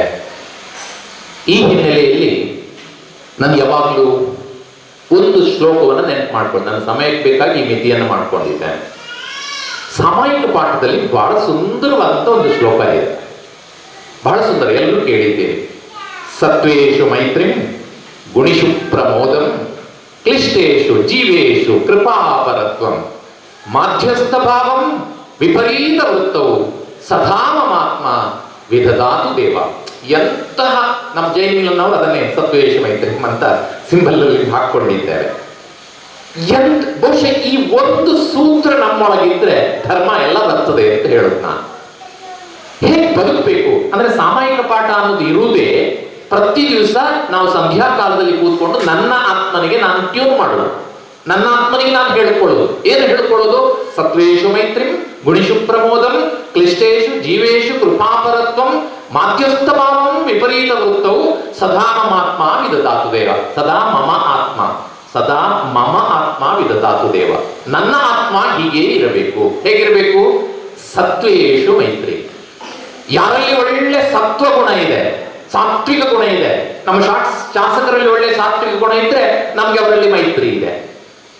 ನಾವು ಅವರನ್ನು ಮೆಚ್ಚಿಕೊಳ್ತೇವೆ, ಅವರನ್ನು ಗೌರವಿಸ್ತೇವೆ, ಆರಾಧಿಸ್ತೇವೆ. ಯಾರೇ ಆಗಿರ್ಬೋದು, ಯಾವುದೇ ಪಾರ್ಟಿ ಆಗಿರ್ಬೋದು, ಪ್ರಶ್ನೆ ಇಲ್ಲ. ಸತ್ವೇಶು ಮೈತ್ರಿ. ಯಾರಲ್ಲಿ ಸತ್ವ ಗುಣ ಇದೆ ಅವರಲ್ಲಿ ಮೈತ್ರಿಯನ್ನ ಮಾಡಪ್ಪ ಅಂತ ಆತ್ಮನಿಗೆ ಹೇಳುವುದು. ಸತ್ವೇಶು ಮೈತ್ರಿ ಗುಣಿಷು ಪ್ರಮೋದಂ. ಯಾರಲ್ಲಿ ಸದ್ಗುಣಗಳಿದ್ದಾವೆ ಅವರ ಜೊತೆಯಲ್ಲಿ ಆನಂದವನ್ನ ಪಡು. ಗುಣಿ ಶು ಪ್ರಮೋದಂ. ಸದ್ಗುಣಿಗಳ ಜೊತೆಯಲ್ಲಿ ಪ್ರಮೋದವನ್ನ, ಆನಂದವನ್ನ ಪಡಬೇಕು ನಾವು ಅವ್ರ ಜೊತೆಯಲ್ಲಿ. ದುರ್ಗುಣಿಗಳ ಜೊತೆಯಲ್ಲಿ ಅಲ್ಲ, ದುಶ್ಚಟದವರ ಜೊತೆಗೆಲ್ಲ ಅಲ್ಲ. ಸತ್ವೇಶು ಮೈತ್ರಿ ಗುಣಿಷು ಪ್ರಮೋದಂ ಕ್ಲಿಷ್ಟೇಶು ಜೀವೇಶು ಕೃಪಾಪರತ್ವಂ. ಯಾವುದೋ ಜೀವಿ ಕಷ್ಟದಲ್ಲಿದೆ, ಯಾವುದೋ ಜನ ವ್ಯಕ್ತಿಗಳು ದುಃಖದಲ್ಲಿದ್ದಾರೆ, ಅವ್ರ ಬಗ್ಗೆ ಕೃಪೆ ತೋರಿಸಿ ದಾನ ಧರ್ಮ ಮಾಡಿ. ಸತ್ವೇಶು ಮೈತ್ರಿಂ ಗುಣಿಷು ಪ್ರಮೋದಂ ಕ್ಲಿಷ್ಟೇಶು ಜೀವೇಶು ಕೃಪಾಪರತ್ವಂ. ಮೂರನೇ ವಾಕ್ಯ ಬಹಳ ಅದ್ಭುತವಾದ. ಮಾಧ್ಯಸ್ಥ ಭಾವಂ ವಿಪರೀತ ವೃತ್ತವು. ಇದು ಸ್ವಲ್ಪ ವಿಚಿತ್ರವಾದ. ಮಾಧ್ಯಸ್ಥ ಭಾವಂ ವಿಪರೀತ ವೃತ್ತ. ನಾವು ಇಷ್ಟೆಲ್ಲ ಮಾಡಬೇಕು ಅಂತ ಯೋಚನೆ ಮಾಡುವಾಗ ನಮ್ಮ ಕಣ್ಣೆದ್ರೆ ಕೆಲವು ಬಹಳ ವಿಚಿತ್ರವಾದ ಜನ ಇರ್ತಾರೆ. ನಾನು ತಮಾಷೆಗೆ ಹೇಳ್ತಾ ಇರ್ತೇನೆ ಯಾವಾಗಲೂ, ವಿಚಿತ್ರವಾದ ಜನಗಳು ಹೇಗಿರ್ತಾರೆ ಕರೆಕ್ಟಾಗಿ ನೋಡ್ಬೇಕು ಅಂತಾದ್ರೆ ಮದುವೆ ಮನೆಯಲ್ಲಿ ನೋಡ್ಬೇಕು. ಹೆಣ್ಮಕ್ಳು ಬೇಸರ ಮಾಡ್ಕೋಬೇಡಿ, ಸ್ವಲ್ಪ ಹೆಣ್ಮಕ್ಳು ಜಾಸ್ತಿ. ಏನು ಅಂದ್ರೆ ಒಳ್ಳೆ ಡ್ರೆಸ್ ಹಾಕೊಂಡು ಅಲ್ಲಿಂದ ಅಲ್ಲಿಗೆ ಹೋಗ್ತಾರೆ, ಮತ್ತೆ ಅಲ್ಲಿಂದ ಅಲ್ಲಿಗೆ ಹೋಗ್ತಾರೆ. ಯಾಕೆ ಅಂತ ಅವರಿಗೆ ಗೊತ್ತಿಲ್ಲ, ನೀವು ಕೇಳಬೇಡಿ ಅವ್ರನ್ನ. ಒಂದ್ಸಲ ಅಲ್ಲಿಂದ ಅಲ್ಲಿಗೆ ಅಲ್ಲಿ ನೋಡಿ, ಅಲ್ಲಿ ಗಮನಿಸಿ ವಾಕ್ಯ ಏನು ಹೇಳ್ತದೆ ಅಂತ ಕೇಳಿದ್ರೆ ಮಾಧ್ಯಸ್ಥ ಭಾವಂ ವಿಪರೀತ ವೃತ್ತವು. ಈ ವಿಪರೀತ ನಡ್ಕೊಳ್ತಾರಲ್ಲ ಕೆಲವರು, ವಿಪರೀತವಾಗಿ ವರ್ತಿಸ್ತಾರೆ, ಎಂತೆಂತೂ ವಿಚಿತ್ರವಾಗಿ ವರ್ತಿಸ್ತಾರಲ್ಲ. ನನ್ನ ಹತ್ರ ಸಮಯ ಇಲ್ಲ, ಸಮಯ ಮುಗಿಯಿತು. ಆದ್ರೂ ಒಂದು ಮಾತು ಹೇಳಬೇಕು. ಡಿ.ವಿ.ಜಿ ಬಹಳ ಸುಂದರವಾಗಿ ಅದನ್ನ ಬೇರೆಲ್ಲೋ ಹೇಳ್ತಾರೆ. ನಗು ಮನದಿ ಲೋಗರ ವಿಕಾರಗಳನ್ನು ಕಂಡು ಬಿಗಿತುಟಿಯ ದುಡಿವಂದು ನೋವ ಪಡುವಂದು ಪೊಗು ವಿಶ್ವ ಜೀವನದ ಜೀವಾಂತರಂಗದಲ್ಲಿ ನಗು ನಗುತ್ತ ಬಾಳು ತೆರಳ್ ಮಂಕುತಿಮ್ಮ ಅಂತಾರೆ. ಅದರಲ್ಲಿ ಮೊದಲ ಸಾಲು ನೋಡಿ, ನಗು ಮನದಿ ಲೋಗರ ವಿಕಾರಗಳನ್ನು ಕಂಡು. ಲೋಕದಲ್ಲಿ ಬಹಳ ವಿಚಿತ್ರವಾಗಿ ನಡ್ಕೊಳ್ಳುವ ಜನರನ್ನು ನೋಡಿ ನೀನ್ ನಗ್ತಾ, ಹೇಗೆ ಮನಸ್ಸಿನಲ್ಲಿ ನಗ್ಬೇಕು, ಹೊರಗಡೆ ನಕ್ಕರೆ ಅವನು ಜೋರು ಮಾಡ್ತಾನೆ ನಿಮ್ಗೆ. ನಾನು ಯಾವಾಗಲೂ ಇದಕ್ಕೆ ಉದಾಹರಣೆಯಾಗಿ ನನ್ನ ವಿದ್ಯಾರ್ಥಿಯ ಉದಾಹರಣೆ ಕೊಡ್ತಿದ್ದೆ, ಬೇರೆ ಕಡೆ ಹೇಳಿದ್ದೇನೆ. ನನಗೊಬ್ಬ ವಿದ್ಯಾರ್ಥಿ ಇದ್ದ, ನಾನು ಮನೆಯಿಂದ 20 ಕಿಲೋಮೀಟರ್ ಪ್ರತಿ ದಿವಸ ಬರ್ತಾ ಇದ್ದದ್ದು ಹೋಗ್ತಾ ಇದ್ದದ್ದು. ಸೋನ್ಸ್ ಫಾರಂ ಹತ್ರ ಮುಡುಗಿದ್ರೆ ಸೋನ್ಸ್ ಫಾರಂ ನನಗೋಸ್ಕರ ಕಾಯ್ದವ ಹಳೆ ವಿದ್ಯಾರ್ಥಿ. ಯಾಕೆ ಅಂದ್ರೆ ನಾನ್ ಬೈಕಲ್ಲಿ ಹೋಗುವಾಗ ನನ್ನ ಪಕ್ಕದಲ್ಲಿ ಒಂದ್ಸಲ ಸ್ವೈ ಅಂತ ಹೋಗ್ಬೇಕು ಅವನಿಗೆ. ಅವನಿಗೊಂದೇನೋ ಆನಂದ, ವಿಚಿತ್ರ, ಗೊತ್ತಿಲ್ಲ, ಆಯ್ತಾ ಇರ್ತಿದ್ದ. ನಾನು ಬಂದು ಕೂಡಲೇ ಬೈಕ್ ಸ್ಟಾರ್ಟ್ ಮಾಡಿ ಒಂದ್ಸಲ ಸ್ವೈ ಅಂತ ಹೋಗ್ತಿದ್ದ. ಆಲಂಗಾರ ಅಂತ ಇನ್ನೊಂದಿದೆ ಪ್ರದೇಶ ಇದೆ, ಅಲ್ಲಿಗೆ ಬಂದು ನಿಲ್ತಿದ್ದ. ಪುನಃ ಒಂದ್ಸಲ ಆಲಂಗಾರಿಂದ ಮುಂದೆ ಸೈಂಟ್ ಥಾಮಸ್ ಅಲ್ಲಿಗೆ ಹೋಗುವಾಗ ಪುನಃ ಒಂದ್ಸಲ ಝೈ ಅಂತ ಹೋಗ್ಬೇಕು. 2 ಸಲ ಸೇವೆ ಗುರುಗಳಿಗೆ, ಆಮೇಲೆ ಸಲ್ಲಿಸಿ ಹೋಗ್ತಿದ್ದ. ನಾನೇನ್ ಮಾಡ್ಬೇಕು? ನನಗೆ ಡಿ.ವಿ.ಜಿ ಪ್ರತಿ ದಿವಸ ನೆನಪಾಗೋದು. ನಗು ಮನದಿ ಲೋಗರ ವಿಕಾರಗಳನ್ನು ಕಂಡು. ಲೋಕದಲ್ಲಿ ವಿಚಿತ್ರವಾಗಿ ನಡ್ಕೊಳ್ಳುವ ಜನರನ್ನ ನೋಡಿ ಸುಮ್ಮನೆ ನಗಬೇಕು, ನೀನು ಖುಷಿ ಪಡ್ಬೇಕಷ್ಟೇ. ನಾನು ಖುಷಿ ಪಡ್ತಿದ್ದೆ.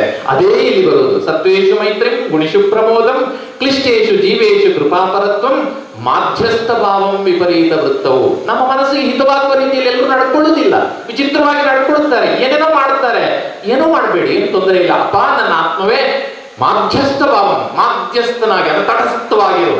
ಮಾಧ್ಯಸ್ಥ ಭಾವಂ ವಿಪರೀತ ವೃತ್ತವು ಸದಾ ಮಮಾತ್ಮ ವಿಧದಾತು ದೇವ.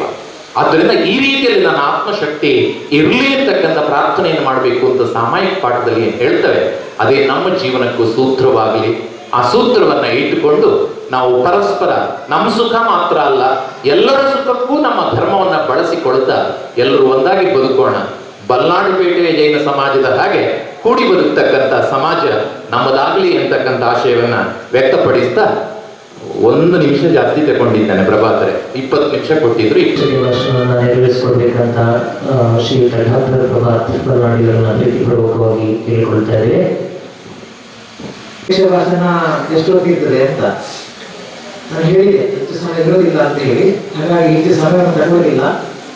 ವೇದಿಕೆಯಲ್ಲಿ ಆಸೀನವಾಗಿ ಎಲ್ಲ ಗಣ್ಯರೇ, ವಿಶೇಷವಾಗಿ ನಮ್ಮ ಮಾನ್ಯ ಶಾಸಕರಿದ್ದಾರೆ ಮತ್ತು ಎಲ್ಲ ಗಣ್ಯರೇ, ಸಭೆಯ ಮುಂದಿರುವಂತ ಎಲ್ಲ ಬಂಧುಗಳೇ, ಬಹುಶಃ ಒಂದು ಮಾತು ನನಗೆ ನೆನಪಾಗ್ತದೆ,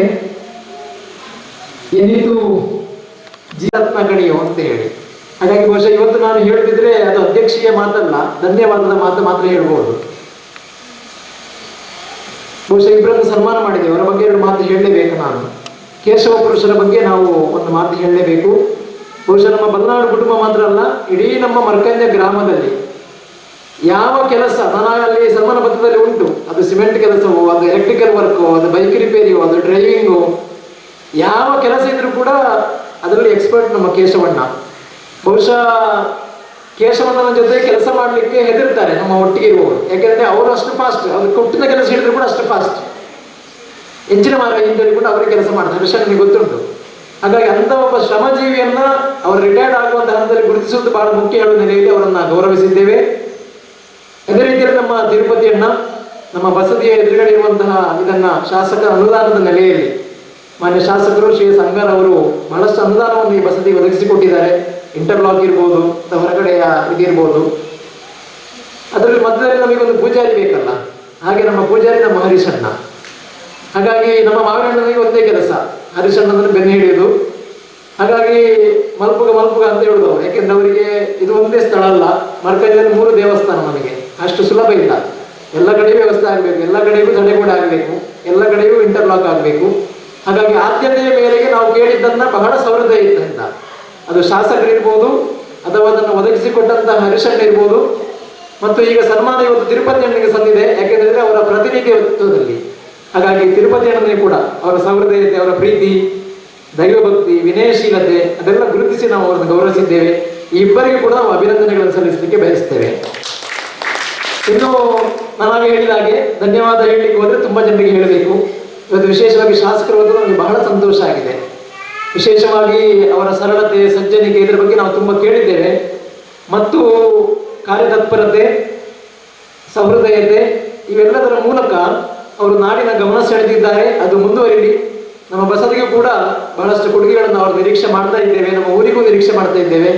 ಅದು ಸಾಧ್ಯ ಆಗಲಿ ಅಂತ ಹೇಳುವಂಥ ನಿರೀಕ್ಷೆಯನ್ನ ಈ ಸಂದರ್ಭದಲ್ಲಿ ಮಾಡ್ತಾ ಅವರಿಗೂ ವಂದನೆಗಳನ್ನು ಸಲ್ಲಿಸಲಿಕ್ಕೆ ಇಷ್ಟಪಡ್ತೇನೆ.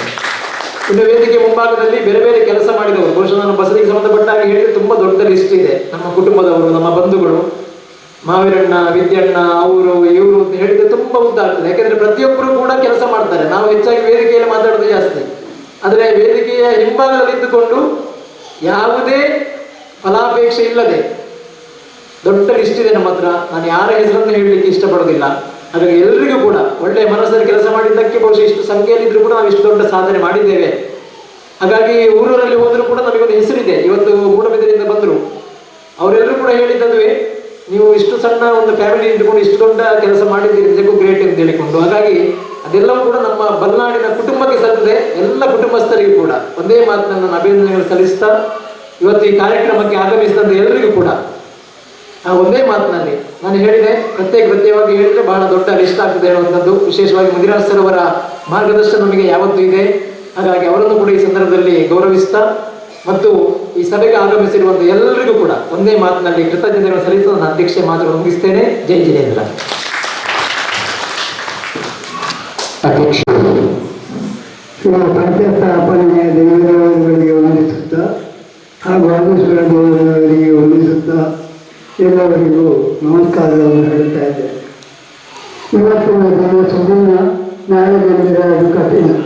ಎಲ್ಲ ಕೆಲಸ ಮಾಡುವುದಕ್ಕೂ ಎಲ್ಲ ಆಗುವುದಕ್ಕೂ ಅದಕ್ಕೊಂದು ಯೋಗ ಅಂತ ಬರಬೇಕೇ ಆಗಿದೆ. ಆದ್ದರಿಂದ ಯಾರಿಂದಲೂ ಮಾಡಲಾಗದ, ಯಾರು ನೋಡಲಾಗದಂಥ ಕೆಲಸವನ್ನು ಈ ದೇವರು ಮತ್ತು ಈ ಪಂಚಸ್ಥಾಪನೆಯ ದೇವರುಗಳು ನಮ್ಮ ಇಂದ ಮಾಡಿಸಿ ತೋರಿಸಿದ್ದಾರೆ ಎನ್ನುವುದಕ್ಕೆ ಇದು ಒಂದು ಸಾಕ್ಷಿ. 2 ಸ್ವಾಮೀಜಿಗಳು ಇವತ್ತು ಬಂದಿದ್ದಾರೆ, ಮೂಡುಬದಿರೆಯ ಶ್ರಾವಕಿಯರು ಬಂದಿದ್ದಾರೆ, ಅರಮನೆಯವರು ಬಂದಿದ್ದಾರೆ. ಅದು ಮಾತ್ರವಲ್ಲದೆ ನಮ್ಮ ಊರಿನ ಎಲ್ಲವರು ಭಕ್ತಿಯಿಂದ ಬಂದು ಪೂಜೆಯನ್ನು ಮಾಡಿಸಿ ಹೋಗಿದ್ದಾರೆ. ಎಲ್ಲವರಿಗೆ ಆಗಿದ್ದು ಸುಸ್ತು ಕೊಡಲಿಕ್ಕಿಲ್ಲ ವಸ್ತು ಎಲ್ಲವರಿಗೆ ಶುಭವಾಗಿ ಅಂತ ಅನ್ನಿಸ್ತಾ ಇದೆ. ಅದು ಮಾತ್ರವಲ್ಲದೆ ಇವತ್ತಿನ ನಮ್ಮ ಯಕ್ಷಗಾನ ಕೂಟ, ಯಕ್ಷಗಾನ ತಾಳಮದ್ದಲೆ ಮಾಡ್ತಾ ಇದ್ದೆವು. ಆದರೆ ಇವತ್ತು ಮಕ್ಕಳಿಗೆ ಕೂಡ ಒಂದು ಆಸೆ ಇದೆ, ಒಂದು ವೇಷ ಮಾಡಬೇಕು ಅಂತ ಹೇಳಿ. ಹಾಗೆ ಯಕ್ಷಗಾನ ಕೂಡ ಆಗುವುದಕ್ಕೆ ಆ ಯಕ್ಷಗಾನಕ್ಕೆ ಬಂದವರಿಗೂ ಕೂಡ ನನ್ನ ನಮಸ್ಕಾರ.